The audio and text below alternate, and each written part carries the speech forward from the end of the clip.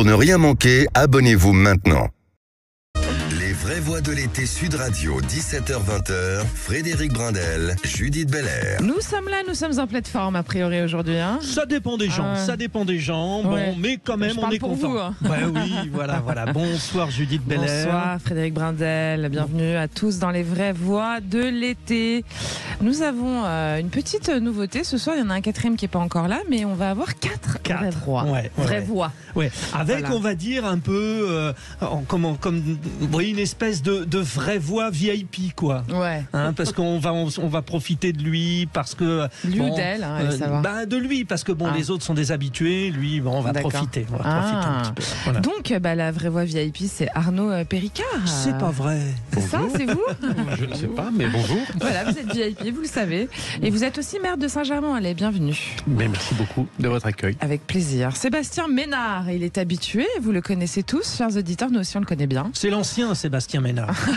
Alors lui c'est plus Biarritz, hein. Voilà, président de l'élan béarnais à Pau, Lac, Orthez, EPBO et entrepreneur dans la food tech. Ouais, d'abord entrepreneur dans la food tech, avant d'être président d'un grand club de sport que j'ai l'honneur de présider depuis 1 an. Ouais, tout à fait. Et donc installé à Biarritz. Et oui, j'ai des entreprises un peu partout en France, mais j'ai femme et enfants. Vous avez du succès dans vos amours, vous avez du succès dans vos affaires. Est-ce que vous changez souvent de secrétaire? Absolument pas. Mais j'ai surtout une femme merveilleuse, des enfants qui sont à Biarritz sous le soleil. Sous le soleil. Voilà. C'est pas comme nous à Paris. Hein. Là, moi, je me suis fait bien flotter en scooter tout à l'heure. Catherine Evrard. C'est super intéressant ça. Ouais. J'avais envie de le dire à tout le monde. Alors, comment ça va? Écoutez, très bien. J'adore la pluie, je suis tellement heureuse. Vive la Bretagne. La terre, la mer, le vent. Vous êtes présidente du cabinet de chasseurs de tête CE Consultant, Catherine. Oui. Et elle est arrivée. Elle s'est fait flotter aussi. Priscilla Ludowski, vous êtes gilet jaune de la première heure et présidente de la Ligue citoyenne. Bienvenue. Non, justement, cofondatrice. Ah oui, c'est vrai. Il faudrait peut-être qu'on le corrige. Et moi, je l'ai corrigé. Bravo, vous avez mieux travaillé que moi. Du coup, j'ai un point d'avance. Bonjour. Voilà. J'ai tout à l'heure, n'est-ce pas? Voilà, c'est ça. Et puis, 0826 300 300, chers auditeurs, vous pouvez nous appeler, commenter, taper des coups de gueule, nous dire ce que vous voulez. Parlons vrai sur Sud Radio. On accueille Simon qui nous appelle de Perpignan. Bonjour Simon. Oui, bonjour les vraies voix, bonjour à tous les auditeurs. Bonjour, comment ça va? Bonjour Simon. Bonsoir. Très bien, très bien. Bon. Vous, c'est chaleur chez vous, non? C'est ça? Oui, c'est très très chaud, mais bon, c'est très agréable. On va pas se plaindre. Bon. Alors, Simon, on a 2 questions, on a 2 débats comme d'habitude. D'accord, ok. Allez-y. Donc, la première question du jour de 17h30 sur notre débat de 17h30. Les ministres sont en vacances, les élus sont menacés. On entend beaucoup parler de tout cela en ce moment. Est-ce que les carrières politiques, selon vous, sont encore attractives, cher Simon ? Il semblerait que oui, parce que de toute façon, on arrive à toujours trouver des élus, et d'autant plus des profils bien différents de ce qui était il y a une dizaine ou une vingtaine d'années. Et il semble bien quand même que malgré les difficultés auxquelles ils sont confrontés, ce qui est indéniable, il y a quand même une attractivité sur... Et puis je pense que pour certains, selon le niveau d'élection qu'ils briguent, c'est une question ou d'intérêt commun ou d'intérêt personnel. Vous, ça vous dirait oui ou non? Sans problème. Bon, très bien. Et bien voilà, le débat est lancé. Voilà. 18h30, nous avons un autre débat, Simon, et une autre question sur laquelle vous allez nous donner votre avis. Réchauffement de la planète, nos forêts sont-elles en feu à cause de plus l'incivilité ou plus la canicule, selon vous? Bon, la réponse, je me semble quand même assez logique. C'est les deux cumulés. Eh oui. La canicule, effectivement, rend la végétation beaucoup plus sensible aux aléas, je veux dire, des incivilités, pour pas dire des actions criminelles, et effectivement avec une propagation plus importante. Et puis les gens ne changent pas d'habitude malgré les risques qui sont quand même annoncés de toutes parts, quoi. Alors pour l'instant, nos auditeurs, sachez-le Simon, sur Twitter où vous pouvez aller évidemment tous voter et réagir, les auditeurs de Sud Radio disent que c'est l'incivilité à 95%. Voilà. Oui. Il y a une petite conscience de cela, mais effectivement, tout cela est couplé. Nous en parlerons. Vous restez avec nous, Simon. Voilà, on va en parler avec nos vraies voix. Et puis évidemment, vous parlez vrai sur Sud Radio, vous le savez, on attend vos réactions. Vous votez sur Twitter, vous appelez au 0826 300 300. Zach vous attend. Puis tout de suite, c'est le tour de table des vraies voix, première partie. Maintenant, il faut nous écouter. Parce que là, on en a gros. Vous voulez une petite blagounette, c'est qu'on m'a raconté ce week-end? Mais non, qu'est-ce qui est petit et marron? Je sais même plus. Un marron. Le tour de table. De l'actualité. Bon, le tour de table particulier, ils sont 4, 4 vraies voix pour vous ce soir, et c'est vous, Catherine Evrard, qui allez commencer. Le discours de Lou Doyon à l'enterrement de Jane Birkin, sa maman, donc, vous a touché, peut-être avant une petite chanson. Fuir le bonheur de peu qui ne se sauve que le ciel azuré, vire au mauve, penser ou passer à autre chose vaudrait mieux. Alors, émotion, Catherine Evrard. Beaucoup d'émotions. Enfin, ça m'ennuie de parler d'un enterrement, c'est pas très positif, mais celui-là était particulièrement sensationnel parce que sa fille, Lou Doyon, a raconté toutes les frasques et les folies de sa mère. Par exemple, faire courir des petits-enfants dans le bois de Boulogne pour ennuyer, pour pas dire autre chose, les voyeurs et les mauvais garçons. Par exemple, parce qu'elle était vraiment spéciale, hein, souvent un peu à côté de ses pompes, mais moi j'adore les gens comme ça, parce que ça permet d'avancer dans la vie. On peut plus maintenant, on est formaté, on peut plus rien dire. Jane Birkin était exceptionnelle. Et entendre sa fille expliquer que grâce à sa folie, mes folies créatives, etc., elle a eu une enfance tellement merveilleuse, elle était tellement heureuse. Moi, ça m'a vraiment réchauffé le cœur, parce que souvent dans les enterrements, c'est pas très marrant. Voilà ce que je voulais dire. Bon. Cette mort de Jane Birkin qui nous touche tous, hein, a priori. Oui, elle a terminé en disant « Merci, ma chère maman, d'avoir été une femme ordinaire et raisonnable. » C'est beau. C'est quand même très beau quand on connaît Jane Birkin qui était tout sauf ça. Enfin, je vous le dis comme ça. Il y a eu des obsèques, alors volontairement familiales, c'est-à-dire qu'à l'intérieur de l'église Saint-Roch, dans le 1er arrondissement de Paris, il n'y avait que les proches. En revanche, il y a eu cette projection sur grand écran, un vrai engouement populaire. On a vu, Arnaud Péricard, que Jane Birkin avait marqué notre époque. Bon, elle a marqué, Jane Birkin, un certain nombre de générations. Vous faites le test, j'ai fait le test avec mes propres enfants adolescents qui connaissent un certain nombre des chansons. Alors, je veux dire de l'écosystème Jane Birkin, c'est-à-dire Gainsbourg, Lou Doyon qui est également chanteuse, Charlotte Gainsbourg, évidemment, et on a tous grandi. On a grandi avec Charlotte Gainsbourg et son fameux duo avec son père, et on les voyait tout le temps. On les voyait à la télé, dans les films, on les voyait au cinéma, on les voyait évidemment où on les entendait, où on les écoutait. Donc ça a marqué plus qu'une époque, et je trouve ça extraordinaire d'avoir réussi à transmettre ces gènes culturels, artistiques à des artistes aussi complet que ces deux filles. Voilà.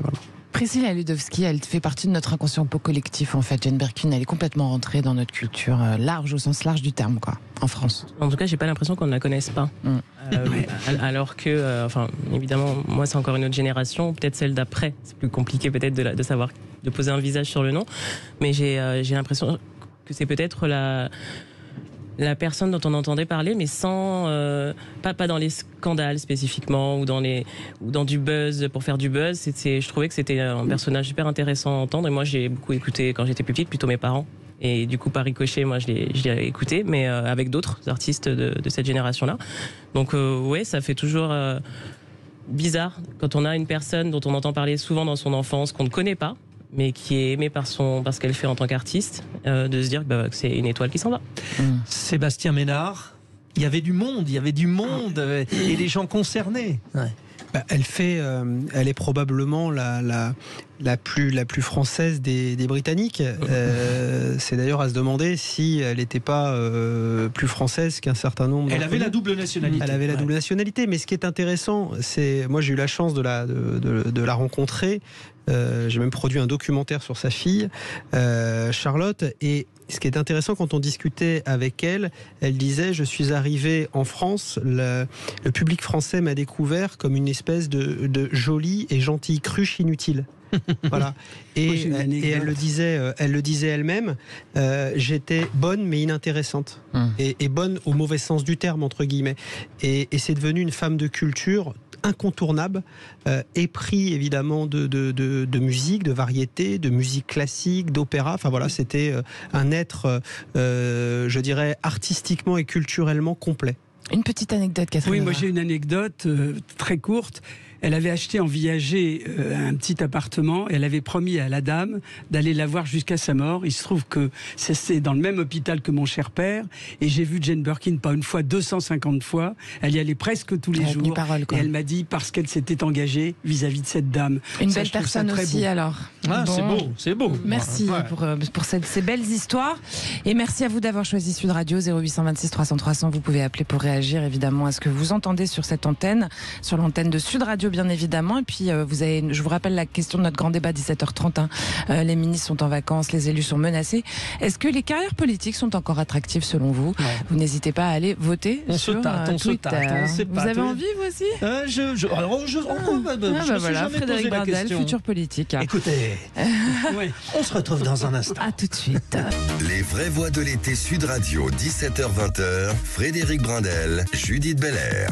En ce jeudi, nous sommes particulièrement heureux. 4 vraies voix pour vous ce soir. Arnaud Péricard, en invité d'honneur des vraies voix, maire de Saint-Germain-en-Laye. Sébastien Ménard, l'habitué, le traditionnel. Et puis nos 2 valeurs sûres de cet été qui sont imposées facilement, finalement. Catherine Evrard et puis Priscilla Ludowski. Quel poète. Tout de suite, c'est 3 mots dans l'actu de Félix Mathieu. Les vraies voix Sud Radio. Vos 3 mots, Félix Mathieu: fronde, congé et donc un camion de pompiers. Voilà, je vais tout vous dire. Le ministre de l'Intérieur reçoit les syndicats de police ce soir. Réunion très attendue après la fronde suite à l'incarcération d'un de leurs collègues pour violence à Marseille. Raccourcir le congé parental pour mieux le rémunérer. À peine arrivée, la nouvelle ministre des Solidarités, Aurore Berger, déborde d'idées, mais ça fait pas consensus. Et puis un camion-citerne, de pompiers volé la nuit dernière dans une caserne en Lozère. Il a été retrouvé à une 50aine de kilomètres, sans doute trop dur pour les voleurs de refourguer ça sur le marché noir. C'est un camion. Sa parole était très attendue. De retour de Nouvelle-Calédonie, Gérald Darmanin va recevoir les syndicats de police ce soir à 20h. Les suites de ce mouvement de service minimum, voire d'arrêt maladie dans la police. Colère suite à l'incarcération d'un agent pour violence à Marseille début juillet. Aucun policier ne devrait être emprisonné avant son procès, estimait récemment le directeur général de la police nationale. Dans ce contexte, une image saisissante. Nos confrères de Combini News ont recueilli le témoignage du jeune homme blessé au LBD à la matraque à Marseille début juillet. Le haut de sa tête n'est plus rond, il lui manque la partie supérieure gauche du crâne, un trou sur le haut de la tête. Eddie, 22 ans, raconte avoir été tabassé par la BAC en revenant de la fête des terrasses. Je me suis reçu un impact dans la tête, je suis tombé au sol. Il y en a qui m'ont frappé avec les poings, d'autres m'ont frappé avec les matraques. Je me suis fait casser la mâchoire. Ils se sont arrêtés d'un coup sans raison particulière. Ils m'ont laissé par terre. Quand j'ai voulu me toucher la tête, j'ai pas senti mon crâne, j'ai senti quelque chose qui prenait toute ma main, quelque chose de rond. Je devais avoir des résidus de flashball, j'imagine. De là, en fait, petit à petit, je montais en pression. Je commençais à faire une crise de panique. Je sentais plus mon corps. J'ai commencé malheureusement à vomir. J'ai commencé à me pisser dessus. Je me suis regardé une fois à l'hôpital par curiosité, en fait. Je voulais savoir. Mais c'était trop, en fait. J'ai été obligé de m'enlever un bout de crâne pour que ça respire, entre guillemets. Tant que ça dégonfle pas, malheureusement, ils peuvent pas me remettre mon volet. Eddie, 22 ans, au micro de Combini News. Réaction unanime des représentants du gouvernement et de la majorité ce matin, confrontés à ces images. Laissez faire la justice, comme le dit ici Roland Lescure, le ministre de l'Industrie, sur Sud Radio. Les images qu'on a vues ce matin du jeune Eddie, tous ces témoignages, j'allais dire, sont chacun dans leur cas frappants, bouleversants. Mais au fond, seule la justice peut établir les faits de manière objective. Ça prend du temps parfois, c'est frustrant. Seul un juge peut décider ou non de la détention provisoire de quelqu'un. Et évidemment, il ne le fait que s'il a suffisamment d'indices. Roland Lescure, ministre de l'Industrie, avec Benjamin Glaise dans le petit déjeuner politique de Sud Radio. Sébastien Ménard, peut-être, réaction. Bon, il faut de la mesure parce qu'il y a l'enquête, mais quand même, on ne comprend pas comment on peut en arriver là. Alors, j'ai regardé moi aussi les images, la prise de parole de ce jeune homme. C'est extrêmement troublant, c'est extrêmement déroutant, c'est extrêmement dérangeant, clairement. Puisqu'on a potentiellement quelqu'un qui dit être victime d'une bavure policière. Voilà. Donc moi j'ai toujours à la fois énormément de compassion pour celles et ceux qui ramassent. Et là pour le coup, il fait pas semblant. Et en même temps, je comprends aussi les positions mesurées, prudentes d'un certain nombre de politiques et le soutien du ministre de l'Intérieur aux forces de l'ordre.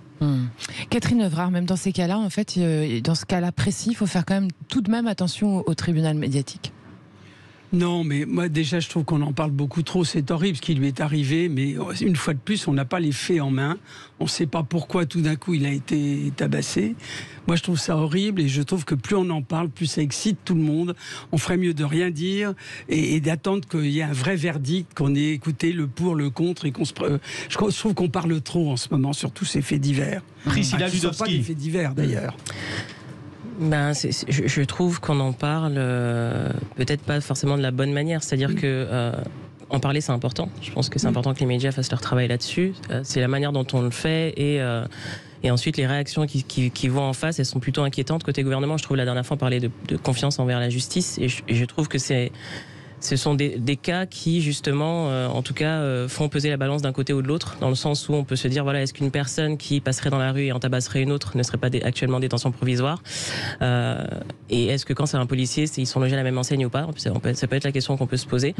Et aussi, quel que soit ce que la personne a fait en face, est-ce que ça mérite autant de violence plutôt que d'appréhender la personne, de la menotter, de l'emmener au poste, par exemple. Voilà, on peut au moins se poser ces questions-là dans le débat public. Et elle s'inscrit dans un débat plus large qui est la gestion du maintien de l'ordre en France. Arnaud Péricard, est-ce qu'il faut les loger à la même enseigne que les gens de la société civile, les policiers? Non, mais moi déjà, je suis extraordinairement inquiet.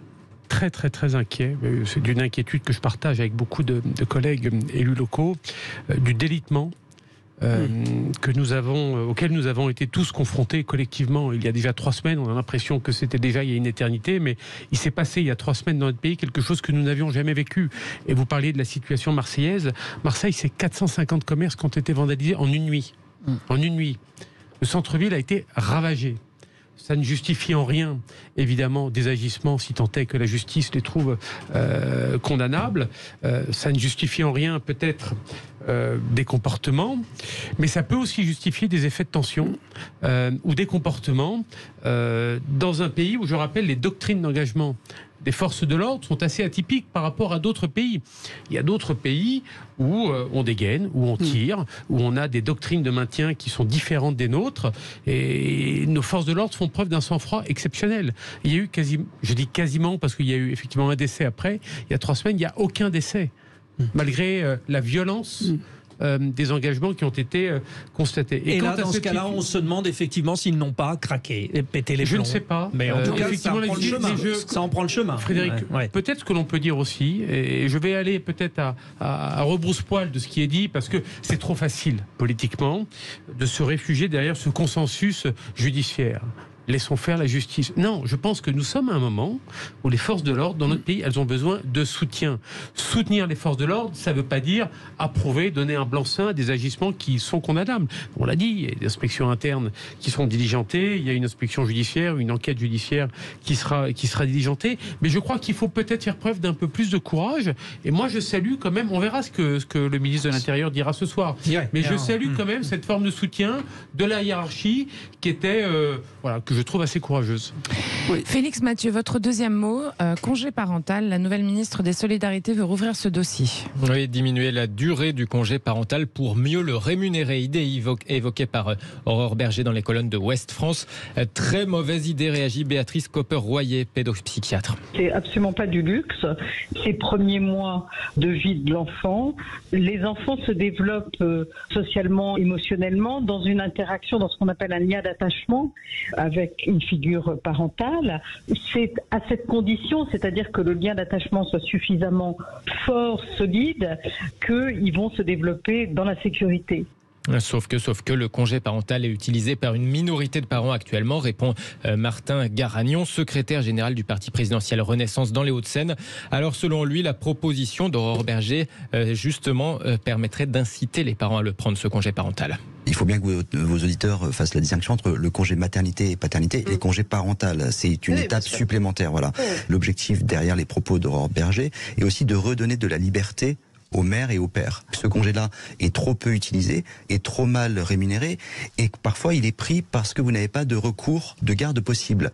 En tout cas, depuis ça, Aurore Berger a aussi dégainé une nouvelle mesure, un chèque colo pour aider les familles à financer les colonies de vacances. Propos recueillis tout à l'heure par Stéphanie Demureux sur Sud Radio. Troisième mot, en Lozère, un camion de pompiers volé dans une caserne est retrouvé à une 50aine de kilomètres. Ouais, le camion citerne des pompiers de Lozère a été dérobé cette nuit à Grandrieux dans le nord-est de la Lozère. Finalement, il a été retrouvé donc quelques heures plus tard à une 50aine de kilomètres près de Barjac. Un pompier a constaté au matin qu'une vitre de la caserne était cassée. Les portes du garage étaient ouvertes. L'unique camion citerne avait disparu, explique le service d'incendie et de secours de la Lozère. Les pompiers, dans la foulée, ont averti leurs collègues des autres départements d'à côté. Une enquête de gendarmerie a été ouverte avant qu'on le retrouve. A priori, rien n'a été volé, il n'a pas été vandalisé, mais un extincteur a été vidé dans la cabine pour éviter de retrouver des traces ADN dedans. Des pompiers qui s'amusent en tout cas du fait qu'un tel camion, c'est dur à revendre évidemment sur le marché noir. Alors on se demande ce que cherchaient les voleurs finalement. Mais que cherchait-il? Passé inaperçu peut-être. Oui, il avait fait un pari. Il avait peut-être fait un pari. Oui, que ça ressemble à ça. Honnêtement, je trouve ça tellement dingue que ça peut être un pari entre jeunes. Allez, chers auditeurs, vous voulez réagir à l'actualité florissante et fleurissante d'aujourd'hui. Vous n'hésitez pas au 0800. Il y a des fleurs et des fleurs. 300. Voilà. Et puis vous votez sur Twitter. Et puis merci Félix Mathieu. On va avec continuer plaisir. ensemble avec le débat dans pas longtemps à 17h30. Restez avec nous. Question importante. Oui. Vous voulez la redire? Allez-y. Avez-vous envie, vous, de faire une carrière politique? Est-ce que c'est passionnant ces carrières politiques? Ça tombe bien, on en a quelques-uns autour de la table. Allez, à tout de suite. C'est parti. Les vraies voix de l'été Sud Radio, 17h-20h, Frédéric Brindel, Judith Belair. 17h30 dans 10 secondes sur Sud Radio. Vous êtes bien avec nous, ça va chauffer le grand débat du jour. On est toujours avec nos 4 vraies voix, 4 ce soir pour vous. Arnaud Péricard qui est maire de Saint-Germain, Sébastien Ménard, président entrepreneur tout d'abord, surtout dans la foodtech, président de l'élan Béarnais, Pau, Lac, Orthez, et puis Catherine Evrard, présidente du cabinet de chasseurs de tête CO Consultant, et Priscilla Ludowski, gilet jaune de la première heure et cofondatrice de la Ligue. Cofondatrice, Priscilla, oui. 0826 26, non pas du tout, 0826 300 300. Ça c'est le numéro de quoi? Zach vous attend au standard. Allez, c'est parti pour le grand débat du jour. Les vraies voix Sud Radio, le grand débat du jour. J'assume pleinement la responsabilité de cet échec et j'en tire les conclusions en me retirant de la vie politique. Il y a 9 ans, j'ai quitté la politique avant qu'elle ne m'abandonne. Je suis quelqu'un qui aime l'engagement. L'engagement politique, l'engagement syndical, l'engagement dans sa profession. J'aime les gens qui s'engagent. Je quitte la politique comme professionnel, mais je ne quitte pas l'action politique comme citoyen engagé. Et si je peux créer quelques emplois, j'aurais servi la cause de mon pays. Je me tire, je demande pas pourquoi je suis parti sans motif. Parfois, je sens mon cœur qui C'est vous qui avez choisi la musique? Non, c'est notre Lucille Montier qui est notre réalisatrice. Elle a le truc pour aller chercher. Oui, alors c'est officiel. Les membres du gouvernement sont priés de choisir une destination de vacances compatible avec leurs responsabilités. Pas toujours facile quand même la vie de ministre. Il faut avoir déclaré une pleine honnêteté, essuyer les attaques personnelles, un vrai sacerdoce. Mais il y a aussi les élus des territoires, ceux qui siègent dans les assemblées et ceux qui assurent le quotidien dans les mairies. Et là, la tendance tourne à la crise des vocations. Peu veulent travailler comme politique, d'où notre question. Les carrières politiques sont-elles encore attractives? Et d'ailleurs, écoutez ce constat de Philippe Barry, qui est président des maires de la Haute-Vienne. Hausse des incivilités, hausse de la tension qui est palpable. Cette tension, elle est palpable, on le voit à travers des conflits de voisinage, par exemple, plus nombreux, et des réactions qui parfois sont d'une hostilité quand même inquiétante.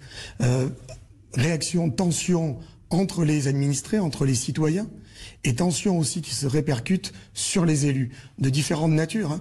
Certains collègues ayant subi de graves menaces, des atteintes d'ailleurs, et les tensions sont effectivement très très présentes et exacerbées. Arnaud Péricard, je rappelle que vous êtes maire de Saint-Germain-en-Laye, donc vous êtes un politique, vous êtes un élu. Est-ce que vous constatez que votre métier devient de plus en plus difficile, et est-ce que vous constatez justement une montée des tensions et une perte du respect en fait finalement de la fonction elle-même?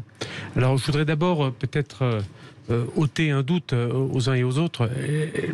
Peut-être 99% des élus locaux de ce pays sont fiers du travail qu'ils accomplissent et des missions qu'ils remplissent tous les jours. Ces missions, non mais c'est important de le dire, on a l'impression que... Sur 36 600 communes, 30 500 à peu près. Que les maires ou les élus passent leur temps à pleurer, c'est pas vrai. On est tous heureux, fiers et on s'engage dans un cadre honnêtement désintéressé et on le fait par conviction, par envie, parce qu'on a envie de mener des projets sur nos territoires et on est heureux de le faire. Ça, je pense qu'il faut d'abord le rappeler parce que c'est la réalité. La deuxième des réalités, c'est oui, c'est plus dur qu'avant. Et c'est plus dur qu'avant. Et c'est qu'aujourd'hui, il y a ce sentiment d'appartenance et de proximité. Vous ne vous appartenez plus. Vous appartenez à votre téléphone portable et à tous les messages que vous recevez toutes les 30 ou 40 secondes des administrés qui aimeraient que vous puissiez leur répondre dans la minute qui suit et qui ne comprennent pas à l'heure où tout va tellement plus vite qu'on ne puisse pas le faire. Aux interpellations. Sachant que vous êtes aussi conseiller départemental, Arnaud. Exactement, mais voilà, aux interpellations du quotidien, aux conflits de voisinage, à la technicité des dossiers. Le maire, c'est pas un monarque de droit divin dans sa commune, il est aussi tenu par un certain nombre de règlements, de dispositifs applicables, il fait pas non plus ce qu'il veut. Et donc, il y a cette culture de la pédagogie que je trouve plus compliquée chez nos concitoyens. Et après, ça dépend des territoires. Voilà, il y a des territoires, moi j'ai de la chance d'être élu d'une ville où les gens sont encore bien élevés, où il y a de la bienveillance. Il y a des territoires où c'est plus compliqué, ça c'est vrai. Alors, Priscilla, ça fait des années que je vais vous poser la question. Première heure, les gilets jaunes, vous en êtes, vous arrivez de la société civile, tout le monde vous voit. Mais qu'est-ce qu'elle s'exprime bien, on vous fait venir dans les vraies voies. Mais quand est-ce que vous y allez à la politique, Priscilla? Quelqu'un comme vous n'allez pas me dire, vous n'avez pas cette vocation, Priscilla Ludowski? En tout cas, j'y ai pensé à plusieurs reprises, oui. Ouais. Mais peut-être. On verra. Il y a un scoop sur radio ce soir. Mais oui, mais en tout cas, la question se pose. Et pourquoi elle se pose aussi parce que oui, ça peut être difficile dans la mesure où, en tant que militante ou activiste, on se fait déjà largement harceler, agresser verbalement. Je pense que la frontière aussi commence peut-être à se dissiper entre la sphère numérique et la sphère physique. Il y a tellement d'impunité sur la sphère numérique qu'on a l'impression que voilà, tout est permis, il n'y a pas vraiment de sanctions. Je trouve que, en tout cas, il y a un manque au niveau de la justice sur les sanctions qui sont faites auprès des gens qui harcèlent, que ce soit les élus ou les militants. Et de ce fait, peut-être que ça se traduit aussi dans la rue beaucoup plus facilement, puisque voilà, si on peut agir en toute impunité sur Facebook et sur Twitter, pourquoi pas dans la rue d'à côté. Donc oui, je pense que c'est... Et aussi, un autre sujet, au-delà de ça, la confiance envers les élus. Quand on est militante et qu'on a mené des actions et qu'on a la confiance de certaines personnes, elles ont peur que vous basculiez de l'autre côté, que vous entriez dans la machine institutionnelle et que de ce fait... Le système. Voilà, et que de ce fait, vous soyez soit corrompu, que vous soyez... Perdiez votre âme, quoi. Voilà, que vous agissez pas dans l'intérêt général. Il y a cette vraie crainte. Et je rappelle que un des taux qui avait été annoncé il y a même pas 2 ans, c'était 11% le taux de confiance envers les élus. Donc oui, ça donne envie d'y aller. Mais est-ce qu'on irait si les gens vous font plus confiance ensuite? Je vous rassure, nous les journalistes, on est pas mal aussi sur le taux de confiance, Judith. Catherine Evra, vous avez envie de réagir? Non, alors moi je trouve qu'il faut distinguer les hommes politiques, les maires sur le terrain, etc. Parce que ça, je trouve ça formidable. Si d'ailleurs on m'avait demandé de l'être un jour, j'aurais certainement dit oui. Et les ministres. Et moi, je trouve qu'être ministre aujourd'hui, il faut être un peu barge. Excusez-moi de dire ça, mais il n'y a plus aucun respect de l'État, finalement. Ils ne sont pas très bien payés. Aux États-Unis, je le rappelle, on peut être ministre et ensuite on peut reprendre un job. Je dirais même que c'est garanti. On va être 5 ans ministre et puis on garantit son job ensuite. Donc vous avez des gens, à mon avis, de mauvais niveau et de très bon niveau. En France, à un moment donné, il ne va plus y en avoir. Ouais. D'ailleurs, dans le système actuel des retraites, le mandat électoral ne constitue pas une activité professionnelle à proprement parler. Donc ça veut dire qu'il y a encore un garde-fou en moins. Quand même. Il faut vraiment être barge, moi je trouve. Sébastien Ménard, c'est vous qui disiez tout à l'heure hors antenne que quand vous avez commencé en tant qu'élu, justement, dans votre jeunesse, vous étiez fier de vous promener avec votre cocarde et que maintenant c'est beaucoup moins sympa. Mais pourtant, vous continuez. Oui, je continue parce que j'aime... alors, j'ai fait beaucoup de politique. J'ai été directeur de cabinet, chef de cabinet, conseiller ministériel, haut fonctionnaire. Enfin, j'ai fait beaucoup de choses. Mais j'ai toujours combiné ça avec un engagement local au sein de différents conseils municipaux. Et je suis toujours aujourd'hui élu dans la ville que j'aime, ma ville, aux côtés d'une maire plurielle. Biarritz, on le rappelle, Maïbert Arostegui, qu'on embrasse avec Arnaud, qu'on accueillera dès demain. Allez-y, voilà. monsieur, non, je dis simplement que si je reprends une phrase de notre ami commun Emmanuel Macron, qui dit qu'on est à portée de baffe. Quand il disait ça, c'était au sens figuré. Oui, mais c'est au sens vrai aussi. Mais aujourd'hui, C'est Gérard Larcher. alors Emmanuel Macron l'avait repris, mais c'est aujourd'hui, c'est au sens propre. Et c'est ça qui est dingue. Et évidemment, violence physique, quoi. Évidemment, nous, on a une chance incroyable d'être dans une cité balnéaire extrêmement privilégiée, mais on n'est pas à l'abri d'une bonne engueulade. On est clairement, on a le sentiment d'être au service et au-delà, d'être un espèce d'obligé quelque part de nos concitoyens. Alors certes, on est engagé, certes, on est obligé de servir parce que c'est l'engagement qu'on a pris. Vous n'êtes pas à disposition non plus, c'est ça que mais parfois, c'est le sentiment qu'on a. Vous voyez ? Et il y a une petite nuance, mais que les Françaises et les Français, et c'est pas propre à Biarritz, je pense que on retrouve ça un peu partout, c'est devenu quelque part une exigence normale, voilà, de leur part, que de demander et d'attendre beaucoup, tout le temps, comme le disait Arnaud, de leurs élus locaux. Pour l'instant, la consultation sur le compte Twitter de Sud Radio. À la question, les carrières politiques sont-elles encore attractives? Vous dites oui seulement à 47%, donc non à 53%. Oui, et puis 0826 300 300, vous nous appelez, vous réagissez. On a 2 auditeurs qui ont envie de réagir à cette conversation. On commence avec Yann. Yann, vous nous appelez des Landes. Alors, je vous pose la question avant que Frédéric Brindel ne vous la pose. Où ça dans les Landes? Alors, je suis à quelques kilomètres de Mont-de-Marsan. Ah bah oui, voilà. Et alors, pour info, j'embrasse aussi Maïder parce que Maïder est une amie. Voilà, on fait partie de la même formation politique. D'accord, donc la maire de Biarritz. Ouais. Bon. La mairesse de Biarritz est une amie, comme d'ailleurs le maire d'Anglet, Claude Olive. C'est sa fête ce soir. Alors, est-ce que vous auriez envie d'être politique? On a un militant LR en ligne. Pour info, j'ai un peu réagi aux propos de votre auditeur du jour. Oui. Qui disait qu'a priori, politique c'était tellement bien, la place était tellement bonne que tout le monde veut y aller. Alors moi, je l'invite à se présenter sur les listes électorales. Je vais vous expliquer une chose. Moi, j'ai été élu municipal. Oui. De droite. Dans une ville socialiste avec 14 opposants, avec un maire socialiste et 14 élus socialistes face à moi, je peux vous assurer que quand on est élu d'opposition, c'est pas facile. Et la plupart des élus dans les petites communes sont des bénévoles. Donc la place est bonne. Il faut pas oublier qu'on paye toutes nos représentations sur notre propre portefeuille, qu'on n'a absolument aucune indemnité, et par contre on en prend plein la gueule, effectivement, quand il se passe quelque chose, on a du tous pourri, on a de tout ce qu'on veut. Donc au bout d'un moment, quand les gens ont un fantasme du politique parce qu'ils se rendent compte que 1 ou 2 ministres ou 1 ou député ou 2 en profitent largement, c'est pas le cas de la majorité des élus, et moi je défends tous les élus de France parce que globalement, la plupart des maires, la plupart des conseillers municipaux sont des gens qui se dévouent corps et âme à leur commune. Alors Yann, parlons vrai sur Sud Radio là, on parce parle que des maires, il n'y a pas que les maires. Mais alors justement, vous avez parlé de quelqu'un. Vous avez parlé de Simon, notre auditeur fil rouge du jour. Eh bien, Simon, réagissez à ce que vient de vous dire Yann. Oui. Simon, répondez. Merci beaucoup de me donner la parole. Bon, effectivement, mon propos liminaire était effectivement très, très simple. Il n'y rentrait pas dans les détails. Et je rejoins tout ce qu'a dit Yann, parce que ça, je suis tout à fait au courant de ce qui se passe. Mais dites-vous une chose, c'est qu'il y a des gens qui sont assez volontaires et qui veulent à tout prix faire ce genre de choses pour rendre service aux autres. Mais il faut faire un distinguo entre la politique nationale et les politiques même municipales selon la taille de la municipalité.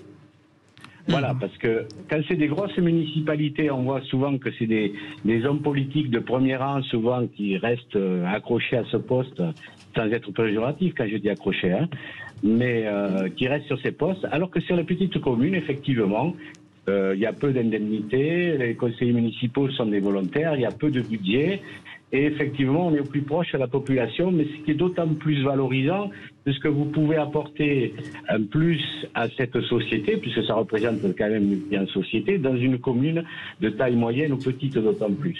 Bon, Simon et Yann, restez bien avec nous, nos vraies voix vont réagir. On a quand même l'impression qu'il y a 2 tendances, c'est-à-dire soit on parle des élus locaux, soit on parle de ceux qui font la carrière, ministres, etc. Il y a 2 approches différentes. C'est pas tout à fait pareil. Catherine Evrard, justement, selon vous, on a finalement autant besoin des deux, mais peut-être que c'est une question de travail d'organisation ou de communication. On a autant besoin des deux, mais dans mon poste de chasseur de tête, il y a quand même quelque chose que je comprendrai jamais. c'est que en fait les ministres, on veut des experts, on cherche des experts, mais je peux vous dire que dans la vie privée, c'est l'inverse. Un patron, il doit avant tout avoir du courage et du charisme, et ensuite il fait travailler et il écoute des experts, il donne des lignes et des objectifs et on avance. Et j'ai l'impression, mais je peux me tromper, que dans la politique, les ministres, on cherche des experts, il y a qu'à voir. Enfin bon, je vais rien dire. Je voulais lancer le débat sur Papendiaï. Je pense qu'au départ, on imaginait qu'il était expert et c'est quand même pas une réussite folle. Bon, donc je veux dire, il faut d'abord chercher des hommes qui ont du courage et qui n'ont pas peur et qui ont la tête bien faite, pas trop intellectuels. Enfin, ça c'est mon point de vue. Plus on est intellectuel, moins on avance. Vous savez qu'il y a une belle phrase. C'est une façon d'être, finalement. Vous nous la donnez, la petite phrase ou pas? Vous l'avez? Il me semble qu'un intellectuel assis marche moins vite qu'un C qui court. Oui, voilà, c'est ça. Voilà. Ça sera dit, chers auditeurs. Moi, je l'ai en tête depuis des lustres. Sébastien Ménard, on est d'accord? Je n'ai pas de commentaire à faire là-dessus. Bon, heureusement qu'on a dit que c'était parlons vrai. Allez, on a quelqu'un qui veut faire de la politique au standard. Là, 0826 300 300. 0826 300 300. François, vous nous appelez des Yvelines ou dans les Yvelines. Bonjour, bonsoir François. Bonsoir, je suis du côté de Saint-Germain-en-Laye.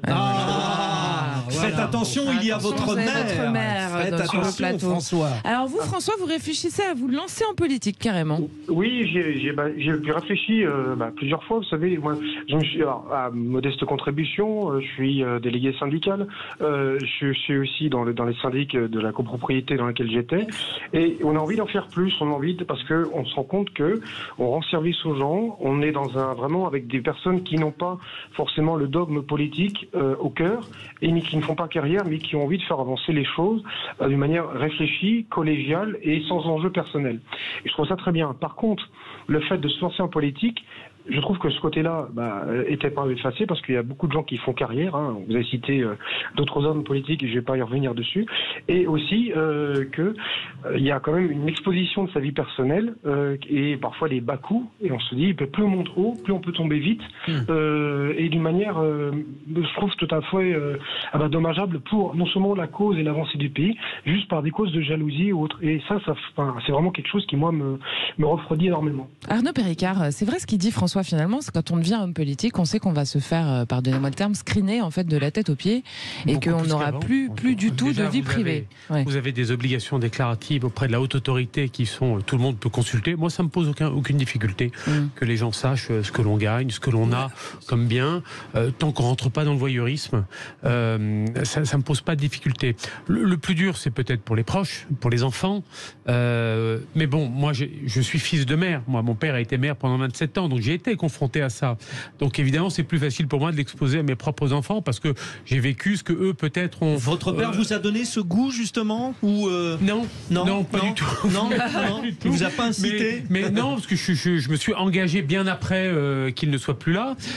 Évidemment, ça formate. Ce que je trouve très bien dans ce qui est dit par notre auditeur, c'est que moi, ce que je constate depuis quelques années, ce que constate François, c'est qu'il y a un engagement citoyen qui est réel chez nos habitants. Ils s'engagent dans le syndic, ils s'engagent dans des associations, ils s'engagent dans des associations sportives si les gamins font du sport.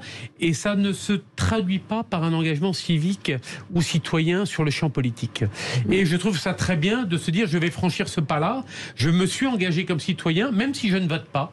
Aujourd'hui, c'est ça. Vous avez des gens qui vont réagir sur des pétitions, mais qui pour autant ne vont pas aller mettre un bulletin dans l'urne. Et je trouve ça très bien de continuer à perpétuer une forme d'engagement citoyen avec un engagement qui est politique, mais qui en fait n'est pas très politique, parce que quand on s'engage localement, c'est pas un engagement politique. Priscilla Ludowski, pour, on va dire, préserver les vocations, est-ce qu'il faut aussi laisser un peu de prérogatives aux politiciens? C'est-à-dire que il n'y a pas des gros salaires, on doit se mettre à nu, il y a un moment où il faut aussi qu'on y trouve son compte, non? Qu'on soit indemnisé comme il faut pour le temps qu'on passe, parce que c'est quand même une vie bien pleine, je pense, lorsqu'on est politique. Et effectivement, la vie est exposée au grand public et parfois très durement. Je trouve aussi que ce soit normal qu'il y ait quand même ce devoir d'exemplarité, en tout cas de respect du programme qui était censé être mis en place, le devoir de pouvoir rendre compte à certains moments sans pour autant être fliqué. Et je pense que peut-être cette violence, ou en tout cas cette méfiance des gens en général envers les politiques, elle vient aussi du fait et qui est lié d'ailleurs au sujet des votes, enfin de l'abstention en général, c'est le fait qu'il n'y ait pas de résultat ou en tout cas d'impact positif sur la vie des gens. Le niveau de vie ne s'améliore pas. Enfin, je veux dire, les manifestations qui sont sur les sujets de la précarité, ce qu'on entend comme témoignage, c'est ça, c'est de dire qu'en fait, je m'en sors plus, j'arrive plus à joindre les deux bouts. Enfin, moi, j'en ai entendu énormément de témoignages comme ça. Et les gens font plus forcément confiance aux politiques parce que les programmes mis en place n'améliorent pas les conditions de vie au quotidien. Donc, je pense que le fait de dire, on a besoin de rendre compte, mais en même temps, quand on rend compte, il n'y a pas de lien au résultat. Ça empêche peut-être ça. Il faut une sanction objective. Ça fait naître en fait peut-être ce sentiment aussi d'impuissance. Et je me dis que c'est pas si mal qu'il n'y ait pas ce pas qui soit franchi. Il y a beaucoup de gens qui œuvrent dans l'humanitaire, dans le caritatif, dans le social, et c'est pas une obligation que de franchir ce pas. Je pense que les gens qui veulent franchir le pas, c'est peut-être celles et ceux qui se disent justement comme il n'y a rien qui change, je vais peut-être moi essayer d'apporter ma pierre à l'édifice. Puis peut-être qu'après quand on y est, on se rend compte que non. Vous parlez d'où en fait on commence à avoir des idées du programme, Priscilla. Sébastien Ménard, est-ce que c'est pas aussi toutes les affaires, justement, les mises en examen multiples, même des gens du gouvernement qui posent souci à un moment donné sur la confiance du peuple, tout simplement? Je sais pas. Ce que dit Priscilla est vrai. C'est-à-dire qu'il y a une envie d'agir, mais depuis toujours, parce que c'est finalement très français de vouloir s'investir pour la cité. Mais je pense qu'aujourd'hui, la France passe à côté d'un certain nombre de ses meilleurs talents. Et on le voit, et je ne connais pas ma voisine de gauche, mais... Catherine Evrard, qui est à votre gauche, mais qui n'est pas de gauche. Ça, vous n'en savez rien. Catherine, je l'ai dit. Recto verso. Mais aujourd'hui, quand on voit la complexité pour un président de la République, je rappelle, on a un président de la République qui est l'un des plus jeunes, l'un des plus jeunes au monde, d'une superpuissance, parce que la France, en déplaise à quelques-uns, reste une superpuissance, qui a été élu président de la République à 39 ans, qui n'arrive pas à s'entourer des meilleurs. Je rappelle que pour nommer Elisabeth Borne, il s'y est pris à 4 fois. Il a eu 3 refus, vous imaginez. Donc pourquoi Parce qu'effectivement, c'est compliqué, parce qu'effectivement, comme l'a dit avec beaucoup de justesse et des pincettes mon collègue Arnaud, la réalité c'est qu'aujourd'hui la haute autorité pour la vie de la transparence de la vie publique, c'est pas qu'il y ait des gens qui ont des choses à se reprocher, mais il y a des gens qui veulent pas exposer leur famille, qui veulent pas exposer leur belle famille, qui veulent pas exposer leur môme, qui veulent pas s'exposer. Ce qui semble normal. Voilà. Et moi je trouve particulièrement dommageable, parce qu'on a des gens qui réussissent dans l'industrie, dans l'entrepreneuriat, dont la France pourrait bénéficier et devrait bénéficier de leur talent, de leur savoir, etc. Mais je peux vous assurer qu'il y a aujourd'hui, on avait l'habitude de dire qu'il y a beaucoup d'appelés et peu d'élus. Je peux vous dire aujourd'hui qu'il y a beaucoup d'appelés très directement par le président pour peu de gens qui acceptent la charge. Bon, c'était passionnant. Alors oui, on a terminé. On en reparlera. Bon, Simon, on fait un petit point sur le sondage quand même sur Twitter. Vous avez dit que non, les carrières politiques ne sont pas attractives. Vous, les auditeurs de Sud Radio, à 53%, pour un oui à 47%. Donc c'est quand même assez serré, et mitigé. Bon, Simon est encore là, je crois. Est-ce que François est encore là avec nous ? Oui. Simon et François, restez, vous allez jouer tous les deux parce que, vous savez, habituellement on joue, il y a le quiz, et comme là on est 4, on a besoin de vous deux. Donc Simon et François, vous restez, on vous explique tout dans un instant.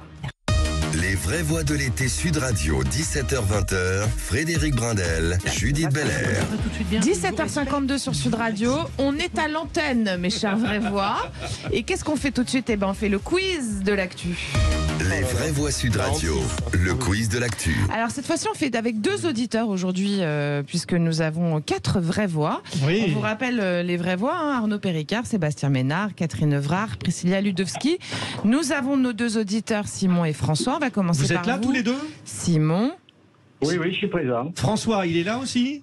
Oui, François toujours là. Ah bon, d'accord. Bon, on leur fait choisir chacun 2 candidats. Non, 2. Simon. Oui, voilà. Alors, vous choisissez qui ? Je vais prendre Monsieur Péricard. Péricard, il en faut un deuxième. Ou alors non, tiens, François. Non. Non, allez, 2. Allez, deuxième.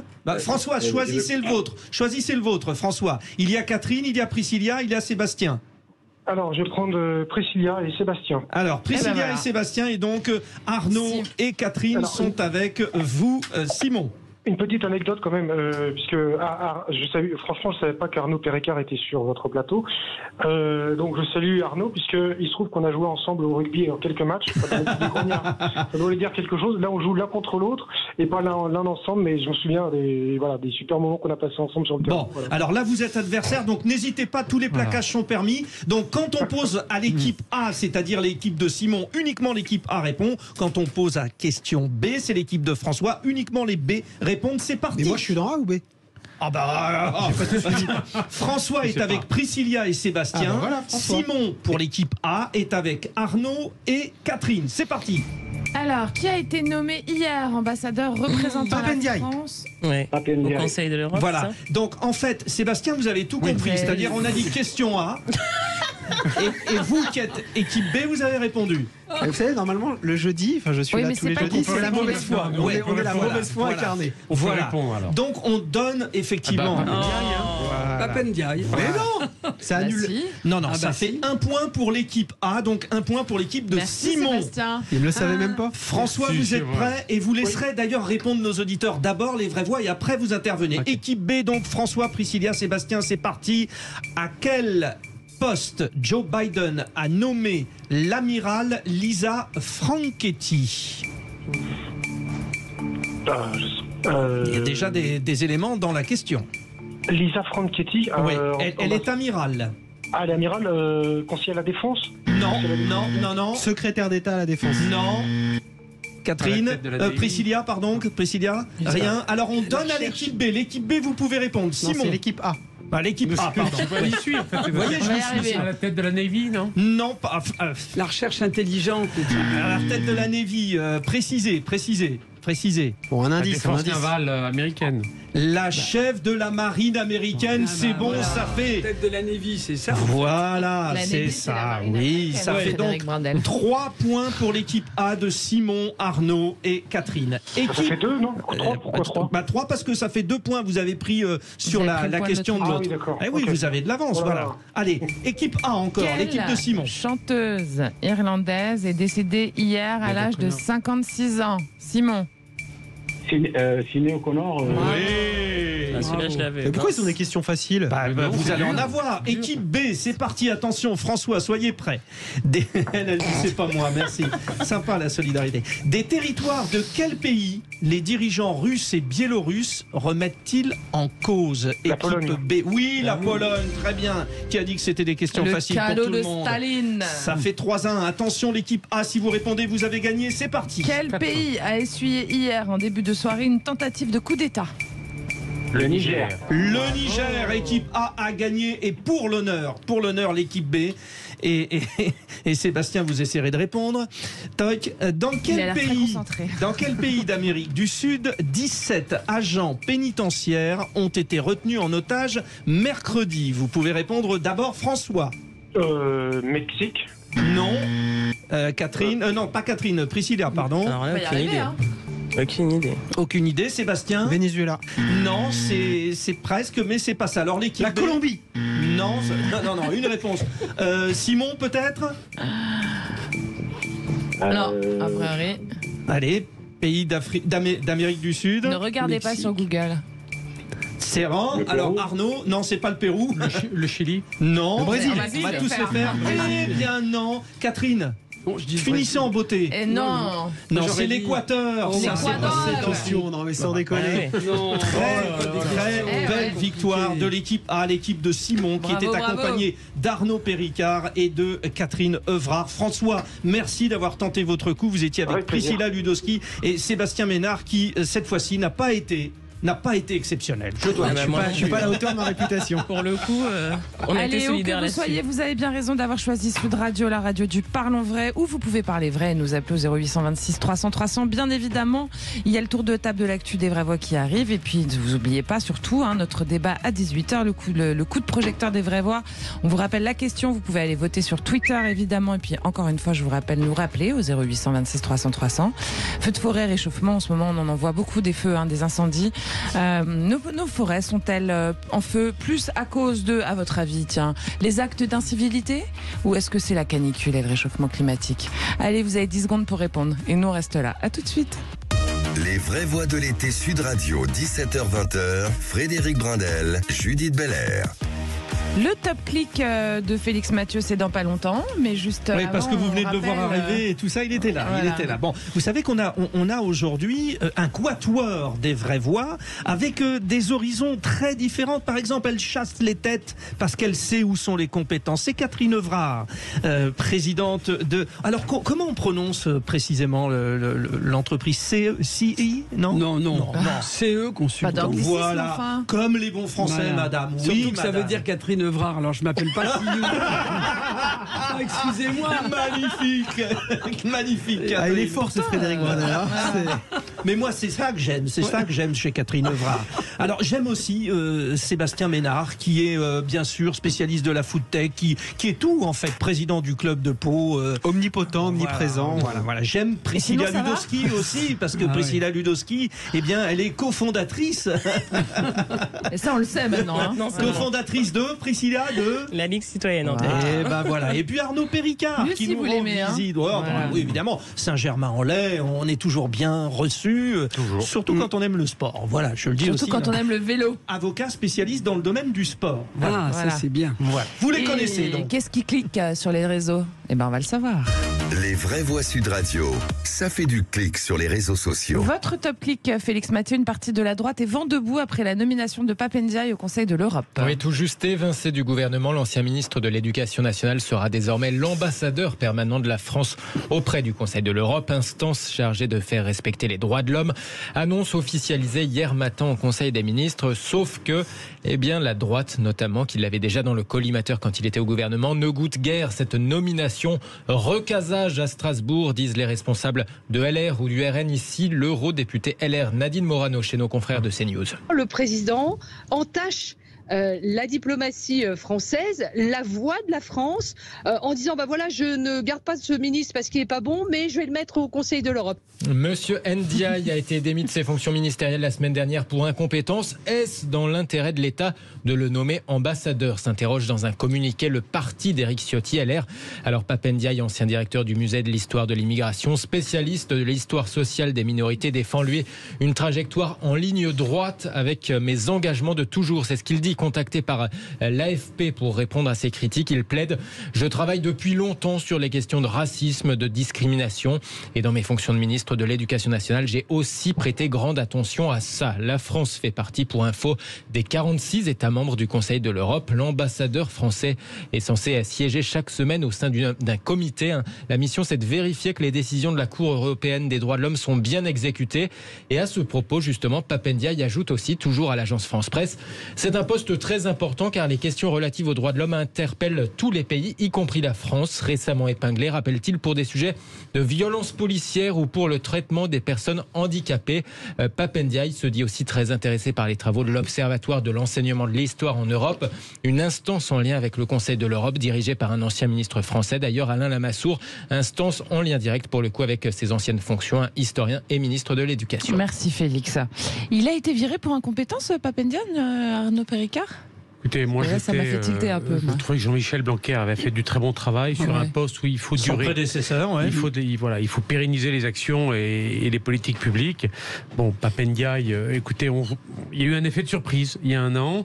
L'effet de surprise qui s'est mué par effectivement cette décision de le remplacer. Je pense que c'était une sage décision parce que je pense qu'il n'était pas à l'aise dans cette fonction. Est-ce qu'il le sera davantage en étant ambassadeur? Mais je rappelle, pour la petite anecdote, que Madame Morano, vous parliez de carriériste politique tout à l'heure, là on en a quand même une belle illustration. Bon, elle-même, je chacun crois, prend pour son grade, comme ça, on est bien. Elle-même avait milité pour que la France se retire de la CEDH, la CEDH qui effectivement est la Convention européenne des droits de l'homme, qui dépend du Conseil de l'Europe.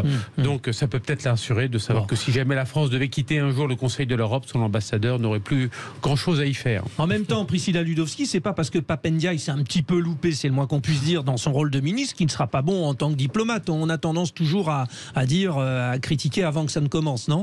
Déjà, il n'était pas suffisamment longtemps pour moi au poste de ministre de l'Éducation pour avoir suffisamment de recul, pour savoir s'il y avait de l'impact suite à tout ce qu'il a produit. Mais bon, je ne pense pas que ça ait été le meilleur ministre à ce poste-là non plus, même si c'était court. Mais j'ai l'impression que son nouveau poste est plus en phase avec son parcours. Bon. Donc après, peut-être à voir comment est-ce que ça va donner, quoi. Le meilleur profil. Et je suis pas certaine que Gabriel Attal soit meilleur.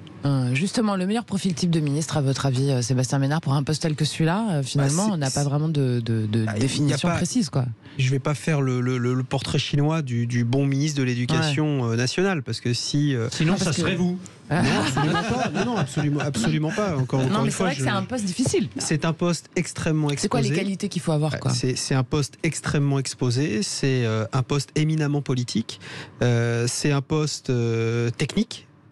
Parce qu'il y a une technostructure, je dirais, en back-office du cabinet du ministre, et il faut un alignement parfait, j'ai envie de dire, sur la vision sociétale portée par le président de la République. Et c'est vrai qu'on a été, moi qui suis un marcheur de la première heure, on a été déboussolé, parce que Jean-Michel Blanquer, c'était avec les qualités et les défauts politiques qu'on a pu lui trouver. En tout cas, il a été... je rappelle que Jean-Michel Blanquer était un ancien recteur d'académie, donc quelqu'un qui connaissait son sujet par cœur. Il était recteur d'académie sur la première partie du quinquennat de Nicolas Sarkozy.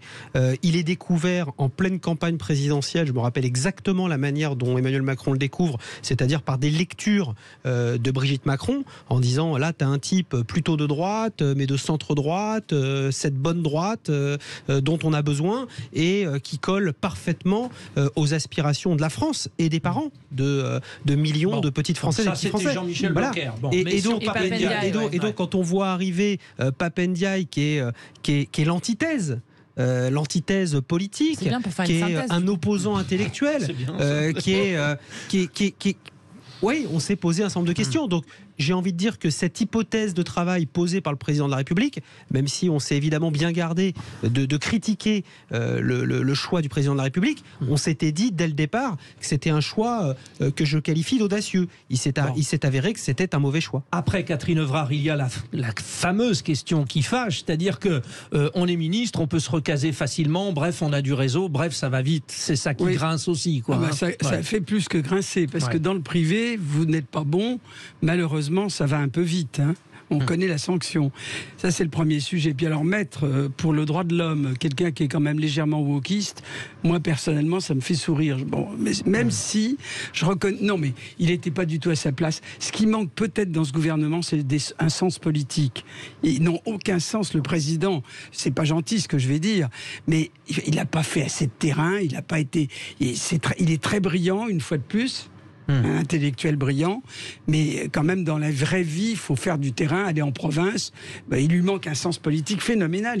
Moi, je trouve qu'il fait beaucoup de gaffes. Sébastien Ménard, très rapidement. Je suis obligé évidemment de m'inscrire en faux, parce qu'on peut pas dire qu'Emmanuel Macron n'a pas de sens politique quand, venu de nulle part, soutenu par personne au départ, le mec devient à 39 ans candidat puis président de la République élu. Je veux dire, on peut pas dire ça. Rien à voir avec du sens politique. Non, mais si, il a du sens politique. Après, qu'il n'ait pas d'expérience politique. Il y a une nuance entre avoir du sens politique et du bon sens politique et avoir de l'expérience politique. Moi, avec Arnaud, on pourrait vous citer 12 douzaines d'élus qui ont énormément d'expérience politique, mais qui n'ont jamais eu de bon sens politique. Question 12 douzaines, ça fait combien? Ça fait 144. Bien, bravo messieurs. Allez, si vous voulez réagir, vous nous appelez auditeur de Sud Radio. Vous savez que vous avez la parole sur cette radio. On parle vrai sur Sud Radio. Vous nous appelez au 0826 300 300. Vous restez avec nous.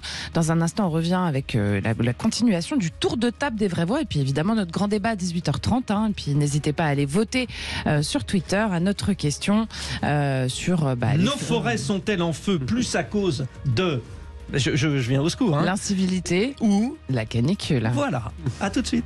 Les vraies voix de l'été Sud Radio, 17h-20h, Frédéric Brindel, Judith Belair. Et ça débat hors antenne, nous sommes à l'antenne maintenant, nos chers 4 vraies voix. Je vous les rappelle, vous, auditeurs de Sud Radio, vous êtes ce soir avec Arnaud Péricard, maire de Saint-Germain-en-Laye, Sébastien Ménard, président de l'Élan Bernet, Paulac Orthez et avant tout entrepreneur dans la foodtech. Catherine Evrard, présidente du cabinet de chasseurs de tête CE Consultants et Priscilla Ludowski, gilet jaune de la première heure et cofondatrice fondatrice de la Ligue citoyenne. Et tout de suite, c'est le tour de table de l'actu. Oh, dites, je vais envoyer les actualités. Vous venez les voir dans la cabine? Je vais vous raconter une histoire pas banale. Et vous me racontez pas votre petite journée? On a assez perdu de temps comme ça. Le tour de table de l'actualité. Alors nous continuons ce tour de table. Tout à l'heure nous avons commencé avec Catherine Evrard, CE Catherine Evrard comme CE consultant. Ah ça y est là, il progresse. Nous donnons maintenant la parole à Sébastien Ménard, dont justement le thème de son tour de table est la parole donnée, Sébastien. Et oui, la parole donnée, c'est la parole politique, c'est la parole parentale, c'est la parole. Alors j'ai relu pour préparer cette petite sortie radiophonique, il y a quelques heures, une publication universitaire qui s'appelle L'imaginaire du sacré, et notamment un texte produit par une chercheuse qui s'appelle Amina Bendamir, que pas grand monde connaît sur cette antenne, mais ce n'est pas bien grave. Pourquoi sur cette antenne? Et elle nous dit, mais parce que moi-même je ne la connaissais pas. D'accord. Voilà. Donc, et vous êtes l'antenne. Continue. En partie, quelques minutes. C'est vous l'antenne. Merci. Alors, au commencement était le Verbe, écrit-elle, la parole divine aurait créé le monde et les hommes, et ces derniers auraient pris goût à la parole, au mot limpide, sans artifice, qui désigne à la fois le mot et les choses. Les mots des hommes ont permis de pénétrer le monde pour dire le pouvoir des mots, et les mots du pouvoir capables de bouleverser le monde et nos existences. Personnellement, quand je fais de belles rencontres avec de belles personnes, j'aime les mots pris au pied de la lettre. J'aime prendre des engagements verbaux pour argent comptant, j'aime la parole brute, sincère, authentique, engageante. Et oui, je donne de la valeur à la parole donnée, car la parole est pour moi le lien qui fait les êtres, le monde civilisé, la fraternité humaine, la beauté de la vie. La parole est donc, pour moi, et j'espère pour un certain nombre d'entre nous, une parole sacrée. Elle est parole d'honneur à laquelle on peut se fier. Parole d'honneur qui est vertu, pas souvent en politique. Parole posée qui fait autorité, malheureusement de moins en moins dans notre société.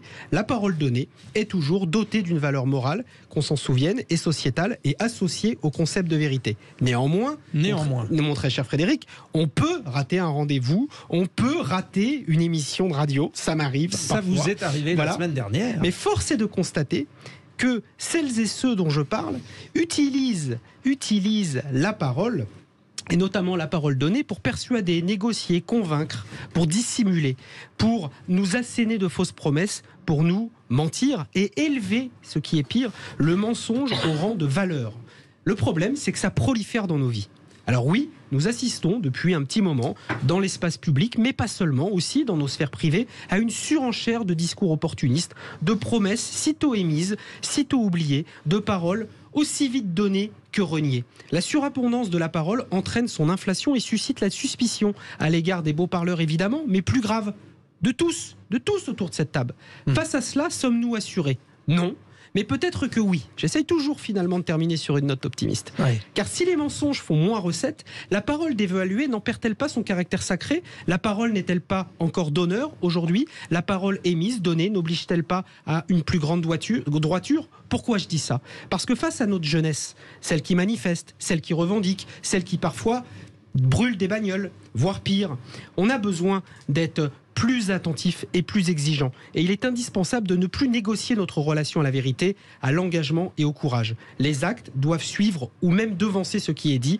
Ainsi, ce serait une bonne nouvelle pour les gens sincères et véritables, pour nos enfants, et un signe positif pour un monde en devenir. Eh bien voilà, c'était alors on va dire un coup de gueule et un coup de cœur à la fois, les deux, paroles et paroles et paroles. Ouais, c'est le en même temps. Voilà.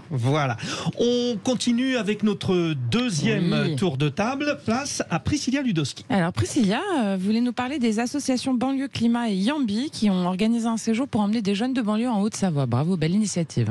Oui, carrément. Yambi, c'est une association qui est domiciliée à Annecy et qui accompagne les personnes réfugiées dans le secteur, en tout cas, à s'intégrer par la pratique du sport en haute montagne. Et donc, Banlieue Climat a été créé récemment par Sana Saïtouli, par Abdelali El Badawi et deux autres compères pour sensibiliser les jeunes aux enjeux du climat en général, les former. Plusieurs jeunes ont été formés dans différentes villes de France. Et l'idée, c'est que c'est un partenariat qui est né pour dire, voilà, on aimerait allier pratique et théorie. Donc il y a eu plus de 30 jeunes qui ont fait le voyage jusqu'à Annecy, qui sont restés 4 jours, avec un collectif de mamans et de partenaires qui se sont joints aussi au voyage. Des mamans qui avaient d'ailleurs fait les maraudes à Cergy lors des émeutes, pour parler aux jeunes. Et donc les personnes qui étaient à Grigny, qui étaient au Mureau, à Cergy et à Strasbourg ont fait le voyage du coup jusqu'à Annecy. Ce qui est intéressant, c'est que du coup ils ont pu être sensibilisés sur la fonte des glaciers, mais être sur le lieu, c'est autre chose que de l'entendre dans une salle de classe, on va dire. Et ils ont pu en fait ils se sont reconnectés à la nature. C'est l'objectif, se réconcilier, se reconnecter à la nature, et puis que les cours prennent forme sur place à Annecy avec les réfugiés qui étaient présents aussi et l'association Yambi. Donc voilà, il y aura un documentaire qui sortira bientôt et ça paraîtra à la télé lundi. Ça donne des idées aux maires, Arnaud Péricard, ces fameux voyages, on en a reparlé. Les voyages forment la jeunesse.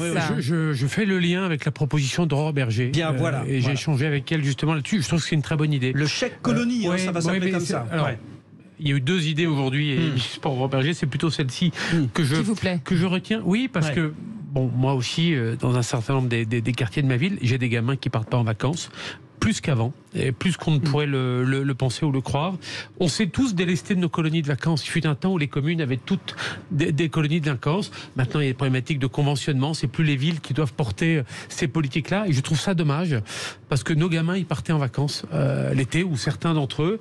Et aujourd'hui, donc, il faut compter. Heureusement qu'il y a le tissu associatif qui est là et qui prend le relais. Et j'espère que ce dispositif, avec la combinaison qu'on peut avoir avec le tissu associatif, un peu de nouvelles énergies pour relancer tout ça, permettra à ces gamins de pouvoir partir en vacances. Et quand vous avez des ados qui ont 13 ou 14 ans et qui pendant 2 mois restent dans le quartier, peut-être à taper dans un ballon, mais à ne pas faire autre chose, je pense qu'au bout d'un moment, on tape plus que dans le ballon. Voilà. Après, on va taper dans les vitrines. Merci pour ce tour de table, les vraies voix. Eh bien oui, merci. Puis dans quelques instants, vous restez avec nous. C'est le coup de projecteur des vraies voix. On vous rappelle le sujet du jour. Vous n'hésitez pas évidemment à aller voter sur Twitter, comme à chaque fois. Le sujet du jour, on l'a tous vu, beaucoup d'incendies en ce moment. La planète est en plein réchauffement. Est-ce que nos forêts sont-elles plus en feu à cause de l'incivilité ou de la canicule? Et bien sur Twitter, vous nous dites que à cause de l'incivilité à 95%, ça n'a pas bougé tout à l'heure. C'est assez clair. Vous nous appelez au 0826 300 300 pour réagir sur Sud Radio. Sud Radio, c'est votre radio. Et le débat, c'est dans pas longtemps. Donc surtout, restez là. Et on a un pompier en plus avec nous. Attention. Ils sont là, les pompiers. À tout de suite. Les vraies voix de l'été Sud Radio, 17h-20h, Frédéric Brindel, Judith Belair. Les vraies voix, à ce moment-là, on se chauffe, on se prépare, on s'entraîne, parce que ça va débattre avec, dans un instant, le coup de projecteur. Je vous le rappelle, avec nous ce soir, nous avons Priscilla Ludowski, gilet jaune de la première heure. Nous avons Catherine Evrard, toujours avec son beau gilet rose, mais surtout présidente du cabinet de chasseurs de tête consultant. Nous avons Sébastien Ménard, et qui va nous faire remonter les lampes au Béarnais cette année. On y croit, les basketteurs, oui. Et puis nous avons Arnaud Péricard, le maire de Saint-Germain-en-Laye, qui a vu partir le Paris Saint-Germain de son camp des loges, mais il va récupérer le Stade Français Rugby. Ils sont forts à Saint-Germain-en-Laye. Et tout de suite, c'est le coup de projecteur des vraies voix. Les vraies voix Sud Radio, le coup de projecteur des vraies voix. Les feux de forêt ne sont pas nouveaux, mais par contre leur fréquence et leur intensité sont largement aggravées, on le sait, par le changement climatique. François Vimeux, qui est climatologue et directrice de recherche à l'Institut de recherche pour le développement, nous dit qu'avec le réchauffement de notre atmosphère, on peut considérer que dans plusieurs décennies, les conditions estivales, à la fois de température et de sécheresse, seront propices à des développements de feu dans des régions beaucoup plus au nord. Cela dit, qu'en est-il de tous ces départs de feu qui nous touchent depuis plusieurs jours en France et en Europe? Sur l'île de Rhodes en Grèce, 2 départs de feu simultanés à 800 mètres de distance ont été relevés. L'humain reste donc aussi une des raisons majeures de ces incendies. Et ça nous fait arriver à cette question qu'on vous pose sur Twitter. Est-ce que nos forêts sont plus en feu à cause de l'incivilité ou de la canicule? On reçoit... Oui, alors, dans un instant, nous allons avoir le porte-parole de la Fédération nationale des sapeurs-pompiers, le lieutenant-colonel Jérôme Bonafoux, qui d'ailleurs revient de 3 semaines au Canada, où les feux ont pris bien chaud là-bas, de l'ampleur considérable. Mais j'aimerais, un peu comme vous, les auditeurs de Sud Radio, n'hésitez pas à nous donner votre point de vue, mais Et qu'est-ce qui ressort finalement? Oui, il y a cette canicule, mais est-ce que s'il n'y avait pas Catherine Evrard d'incivilité, il y aurait autant de feux de forêt? Quel constat vous faites? D'abord, je ne suis pas vraiment très forte dans ce domaine, mais il y a de plus en plus d'incivilité partout, pas seulement dans les forêts. Hein. On jette ses Kleenex, on s'en fiche complètement. Même si, je tiens à le signaler, on a de meilleurs résultats en France cette année concernant les feux qu'en Europe. Nous sommes un pays qui a de meilleurs résultats que l'année dernière. Donc ça, c'est quand même à signaler. Ça veut dire qu'il y a eu un effort et qu'il y a eu une bonne communication. Mais en dehors de ça, je trouve ça très dommage que des forêts soient détruites. Alors justement, on a le lieutenant-colonel Jérôme Bonafou, qui est porte-parole, vous l'avez dit, Frédéric, de la Fédération nationale des sapeurs-pompiers. Et puis attention, colonel dans l'Hérault, au téléphone avec nous. Bonjour Jérôme. Bonsoir. Bonjour. Voilà. Bonjour. Bon, bienvenue à vous. Alors justement, je vais vous poser la même question que celle qu'on pose à nos auditeurs sur Twitter. Est-ce que les forêts, nos forêts, sont en feu à cause de plus d'incivilité ou simplement à cause de la canicule?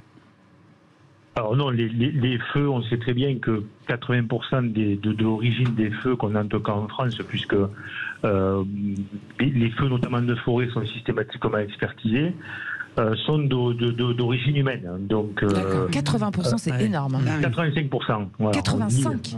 Voilà, sont d'origine humaine. Donc, ce qu'il y a par contre, c'est que on observe depuis un certain nombre d'années une sécheresse qui est de plus en plus longue.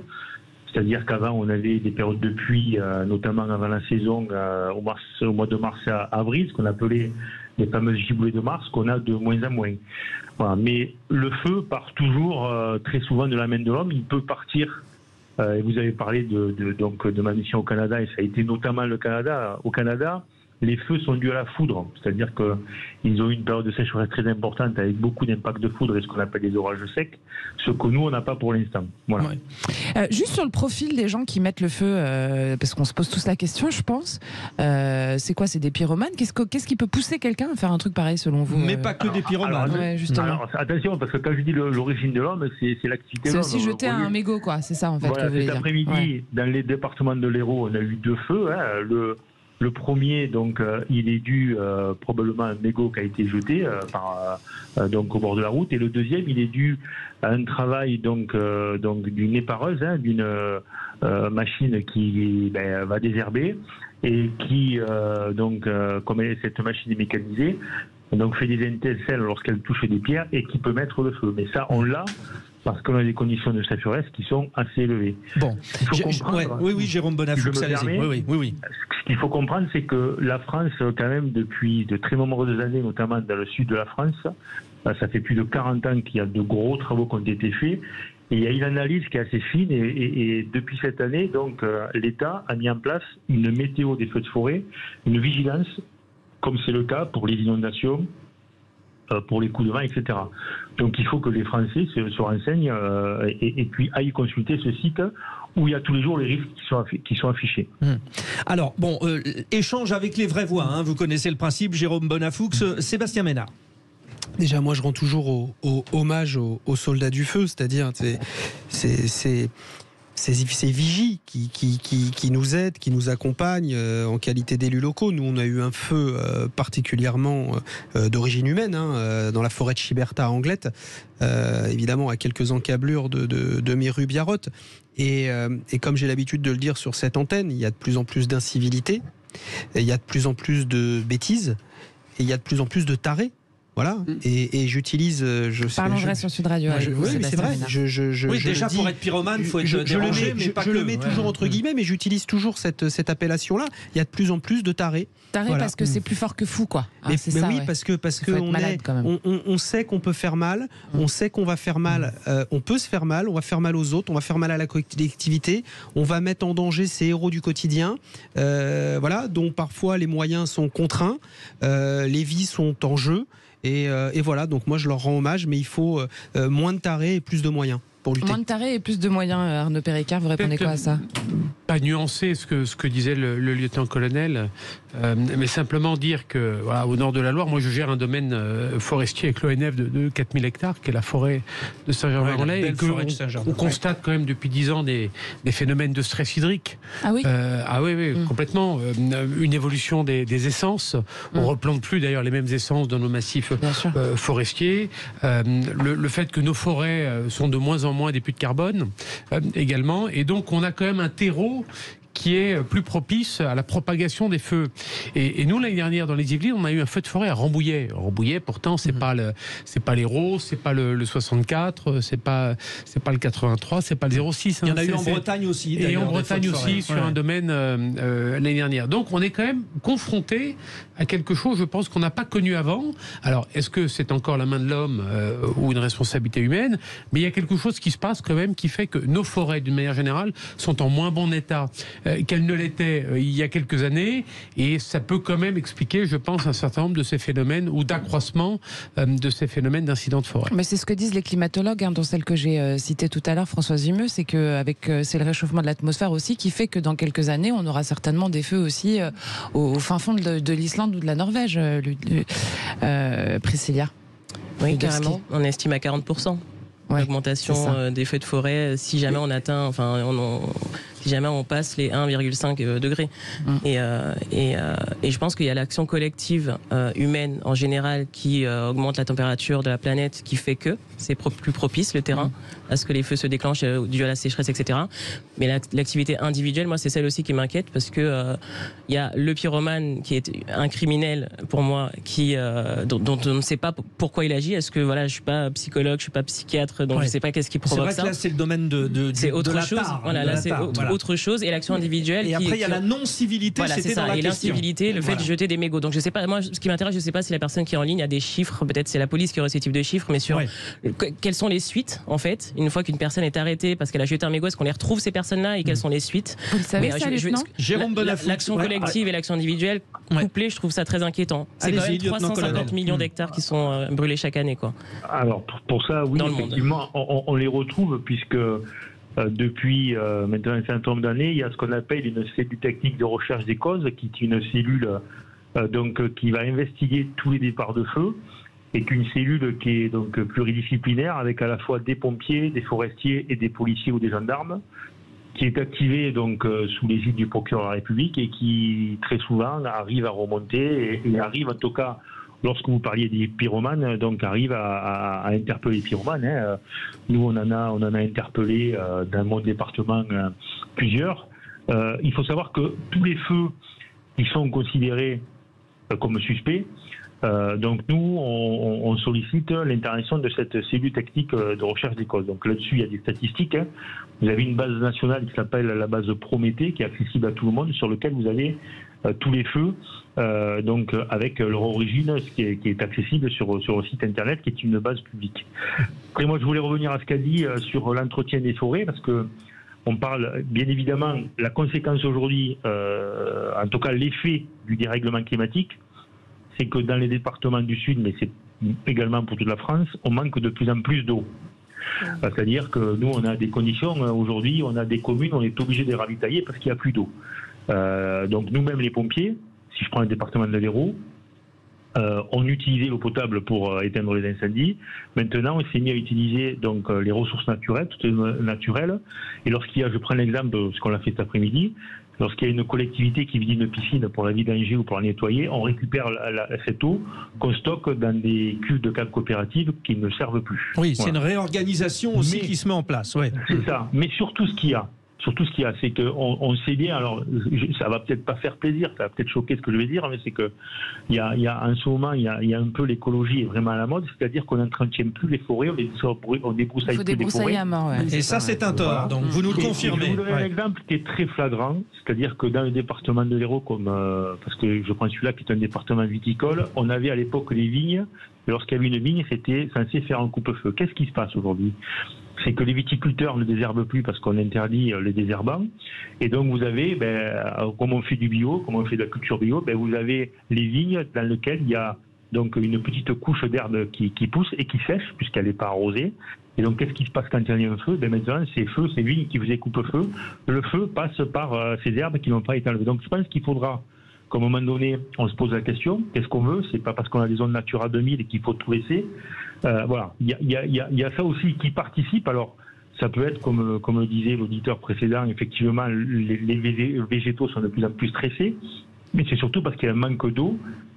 Et on le dit, c'est très clair. L'année dernière, pour les feux de l'Andiras, il y avait une grosse sécheresse. Cette année, ce n'est pas le cas. Voilà. Allez, 0826 300 300, on est toujours avec notre auditeur Simon. Vous êtes là, Simon? Oui. Alors Simon, voilà, près de Mont-de-Marsan. Voilà, vous êtes près de Mont-de-Marsan. D'ailleurs, est-ce que dans votre coin, il y a eu des problèmes d'incendie? Oui, les fameux pins des Landes. Je suis près de Perpignan, pas de Mont-de-Marsan. C'est de ma faute. Bah, écoutez, de Perpignan sur les hauteurs de Canet, sur les hauteurs d'Argelès-sur-Mer, de Collioure, là, il y a de la forêt aussi. Hein. Alors, même question. Voilà, même question pour Perpignan, du coup, Simon. Oui, d'autant plus. Encore pire. Simplement, moi, comme je l'ai dit, pareil, un propos très court, concernant la canicule et puis la sécheresse, hein, c'est un élément effectivement favorisant la prise de feu et la propagation. Et effectivement, la démultiplication des incivilités de tout genre font que, évidemment, les départs de feu sont de plus en plus nombreux. La négligence de l'être humain qui ne se préoccupe pas de son voisin fait que ce qui l'intéresse, c'est pouvoir s'occuper de lui-même sans se soucier des conséquences de ses actes. Et voilà, et on en arrive à ce genre de résultat, quoi. Bon, alors écoutez, on va déjà libérer le lieutenant-colonel Bonafoux. Merci de nous avoir accordé un peu de votre temps. Vous nous avez donné les bases, on continue d'en parler avec les vraies voix, justement. Judith. Merci, lieutenant-colonel. Merci, bon courage. Merci. Alors justement, on entend parler de ces incivilités qui nous amènent à avoir de plus en plus d'incendies. Finalement, Catherine Vrard, est-ce que c'est pas global cette montée des incivilités, comme on en parle finalement depuis tout à l'heure? Vous avez raison, mais c'est dommage qu'il soit parti, le lieutenant-colonel, parce que j'avais maintenant, c'est à vous de parler. J'avais une question pour lui. Je me demande aussi s'il n'y a pas des incendies criminels, c'est-à-dire comme on cherche des terrains dans les 85%, toute la France, il y en a forcément. Est-ce qu'il n'y a pas des gens à qui on dit je vais te donner un peu de flouze, enfin je suis grossière, et tu vas me mettre une petite flambée ici ou là, comme ça on va pouvoir construire. Je me suis demandé si ça n'arrivait pas, ça. Sébastien Ménard. Alors, moi je vais parler, après je laisserai, enfin c'est pas à moi de distribuer la parole, mais je vais dire ce qu'on fait chez nous. Oui. Chez nous, quand ça brûle, c'est pas pour rendre les terrains constructibles, hein. On a même replanté. Non mais je me pose la question, mais je ne connais rien. Hein. Non mais je pense que la tentation a pu exister. Mais aujourd'hui, on est dans une sanctuarisation, je dirais, du verre. Pour nous, c'est un trésor, clairement. Donc, quand un pin des Landes brûle, on en replante 3. Voilà, donc ça c'est bien. Arnaud Péricard. Alors, je crois que tout ça met un petit peu en exergue, je pense, l'extrême importance de nos massifs forestiers. Alors, pour lutter contre une idée qui est reçue, les domaines forestiers tous les ans s'accroissent en France. Et il y a une étude, d'ailleurs, il y a des chiffres qui ont été donnés, disant qu'il faudrait peut-être mettre 8 à 10 milliards d'euros sur les 10 prochaines années pour poursuivre au-delà des 500 millions d'euros qu'on met dans la reforestation. Et puis ne pas oublier que tout ça n'est pas le fruit du hasard. La forêt des Landes, c'est Napoléon III. Les grands parcs américains, c'est aussi les présidents américains qui, pendant le New Deal, ont dit il fallait, allez, on va aller replanter des arbres et on va créer des parcs. Donc il faut aussi un peu d'initiative, il faut un petit peu d'audace, il faut reforester, il faut reboiser, absolument, il faut compléter nos massifs forestiers qui ont été amputés pour justement dégager du foncier pour construire. Ça a été fait dans les années 50, 60, 70, et je pense qu'on est peut-être...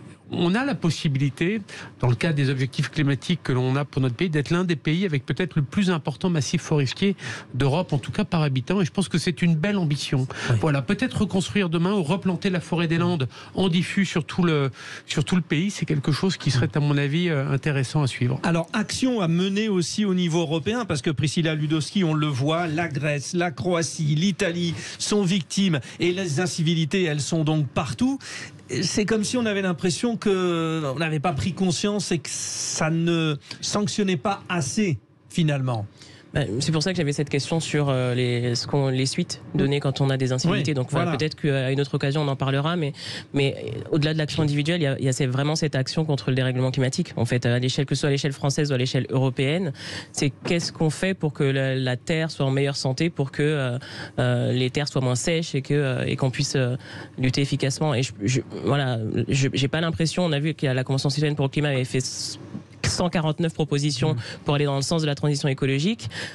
Si les États mettent pas en place des mesures plus ambitieuses et qui n'ont pas d'impact significatif négatif sur les gens et leur portefeuille pour faire face au dérèglement climatique, je pense que ça contribuera, ça résoudra pas, puisque les actes d'incivilité, ça c'est l'individu, je sais pas bien qu'est-ce qu'on peut faire pour ça. Là, je sais pas ce que fait la justice. On peut sanctionner. Je sais pas à quel point la sanction est efficace, parce que ça c'est encore un autre sujet.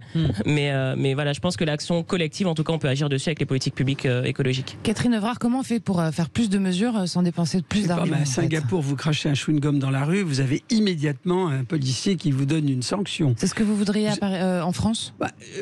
Peut-être pas les chewing-gums, parce que finalement c'est pas mauvais, mais j'ose pas dire le mot, les chiens.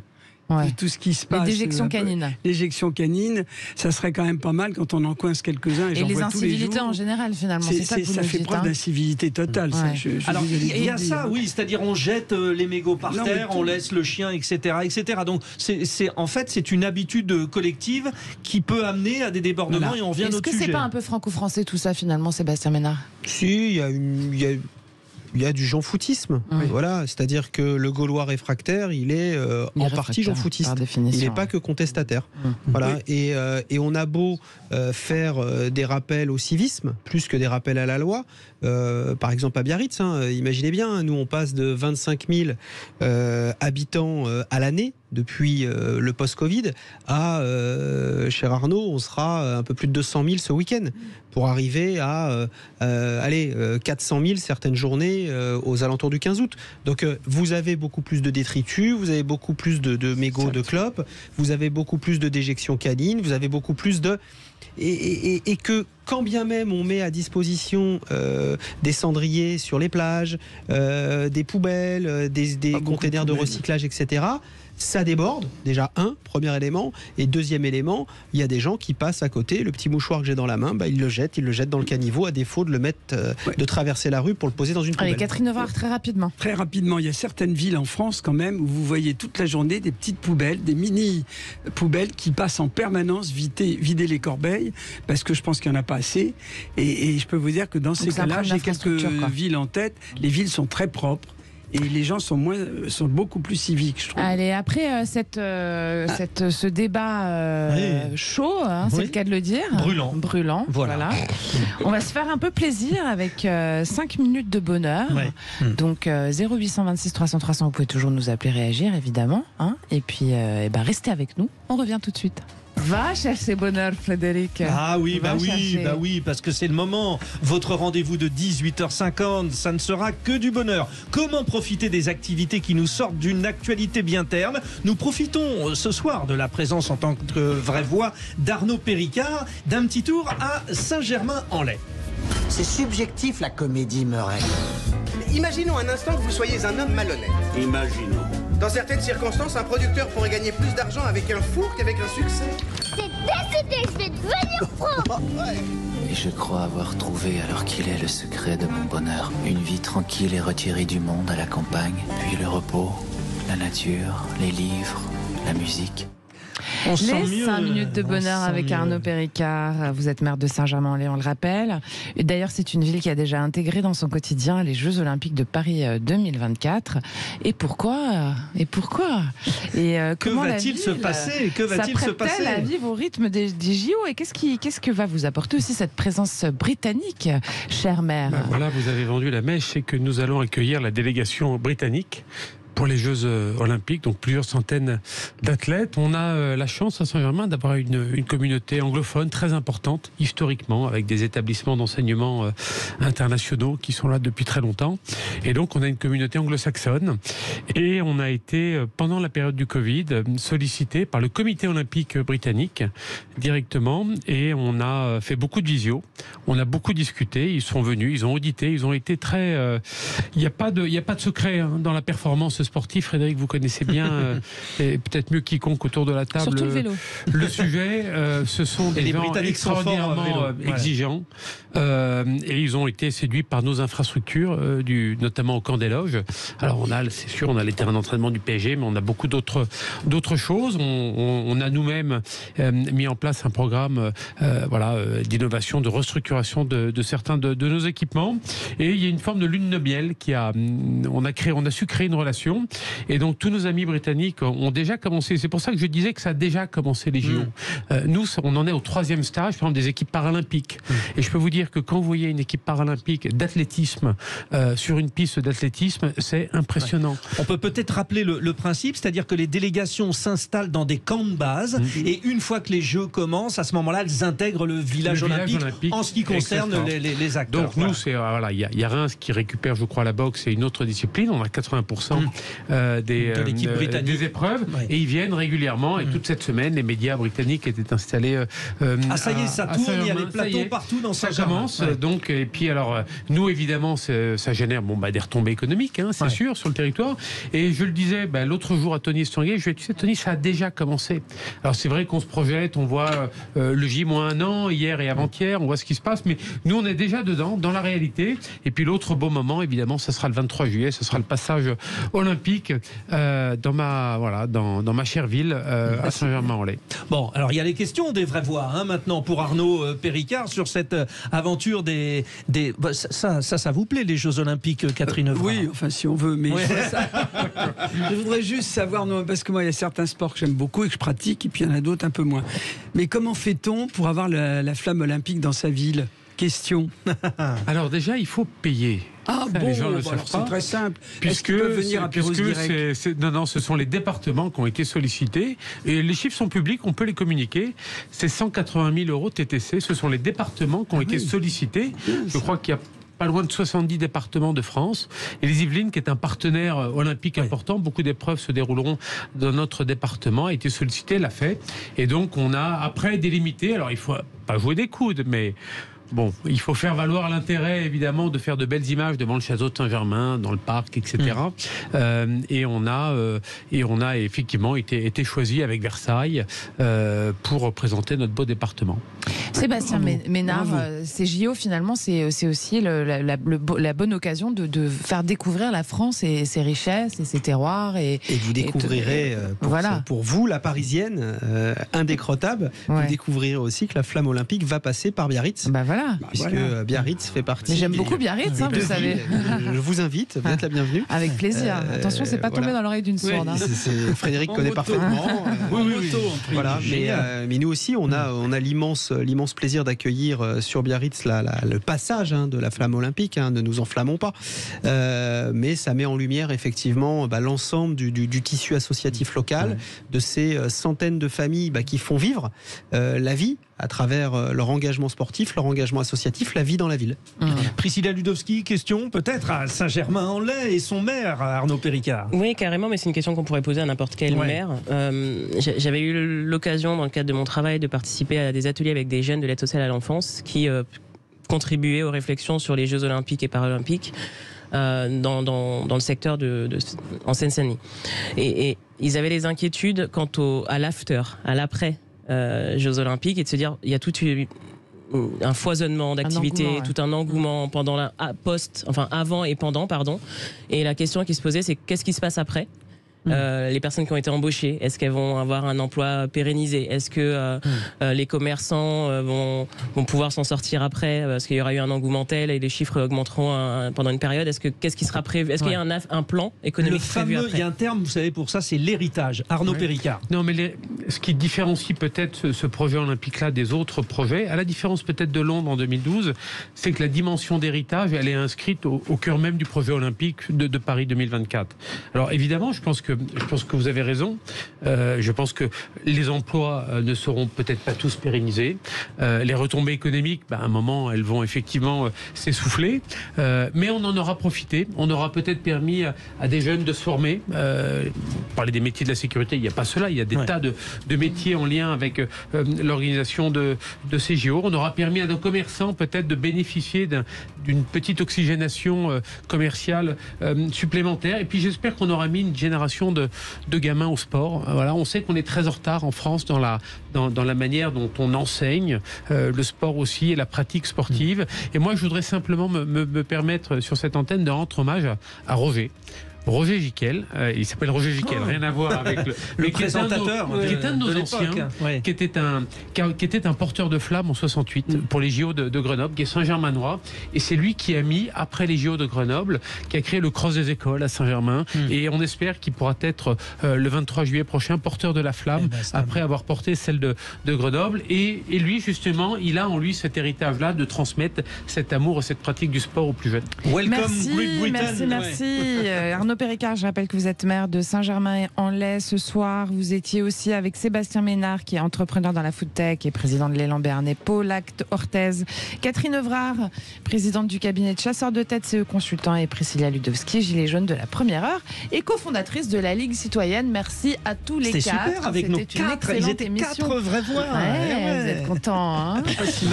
Allez, pour le prix de 3. On va rouler avec les voix qui font rouler la France. Alors restez avec nous surtout.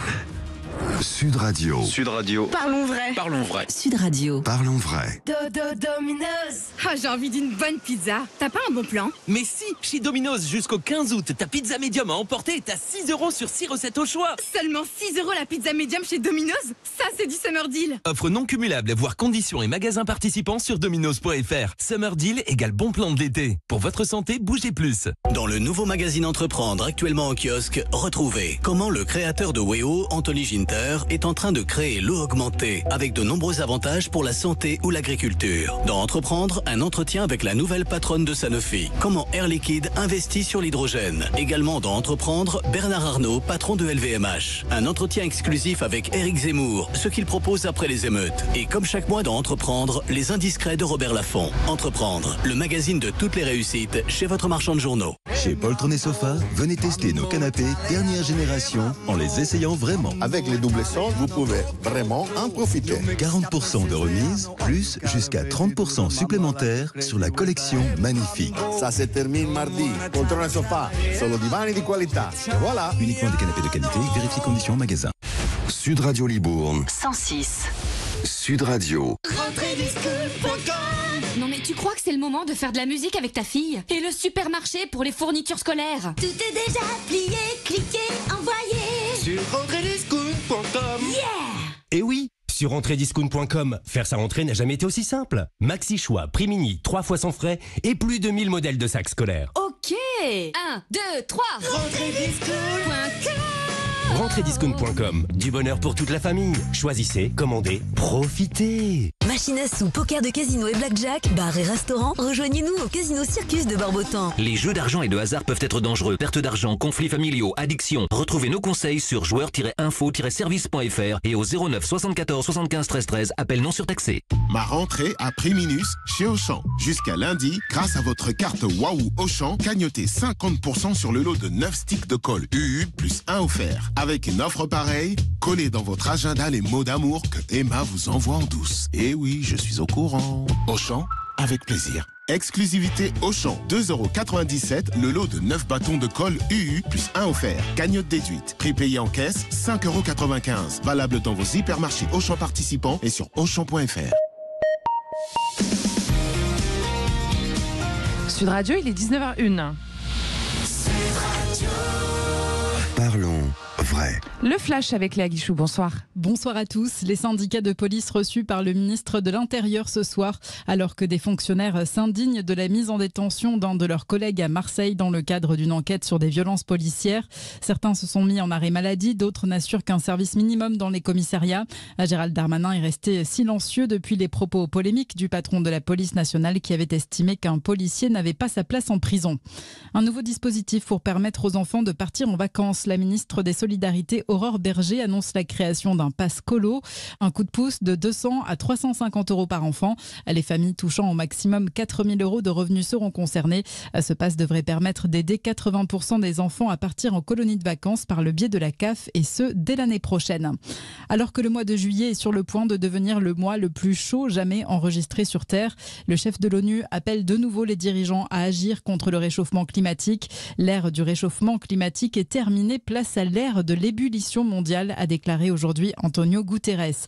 Dans le même temps, l'Agence internationale de l'énergie fait savoir que la consommation de charbon très polluante bat des records. La Chine, l'Inde et l'Asie du Sud-Est vont consommer environ 3/4 du charbon mondial cette année.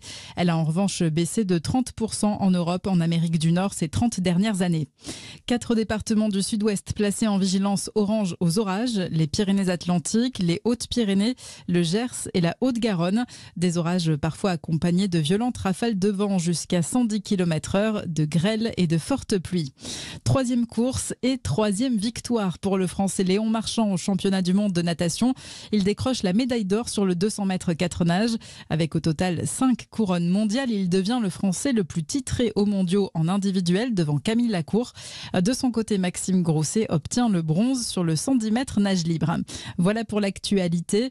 Très bonne soirée à tous. Merci Léa Guichou. La météo Sud Radio. Rémi André, je crois que les orages se déplacent. Enfin, c'est logique quand même. C'est le principe, c'est le principe. Ouais. Et alors, il se déplace vite depuis tout à l'heure, puisque nous le voyons maintenant sur les Pyrénées. C'est des orages ont attaqué un petit peu partout, depuis les Pyrénées-Atlantiques jusque vers les Pyrénées-Orientales. Donc, des orages qui sont d'ailleurs assez violents par endroits, avec de fortes rafales de vent, avec des précipitations importantes, mais ils se déplacent assez rapidement en direction de Auch et de Toulouse. Donc, attention dans la soirée sur une grande partie de l'Occitanie, avec donc ces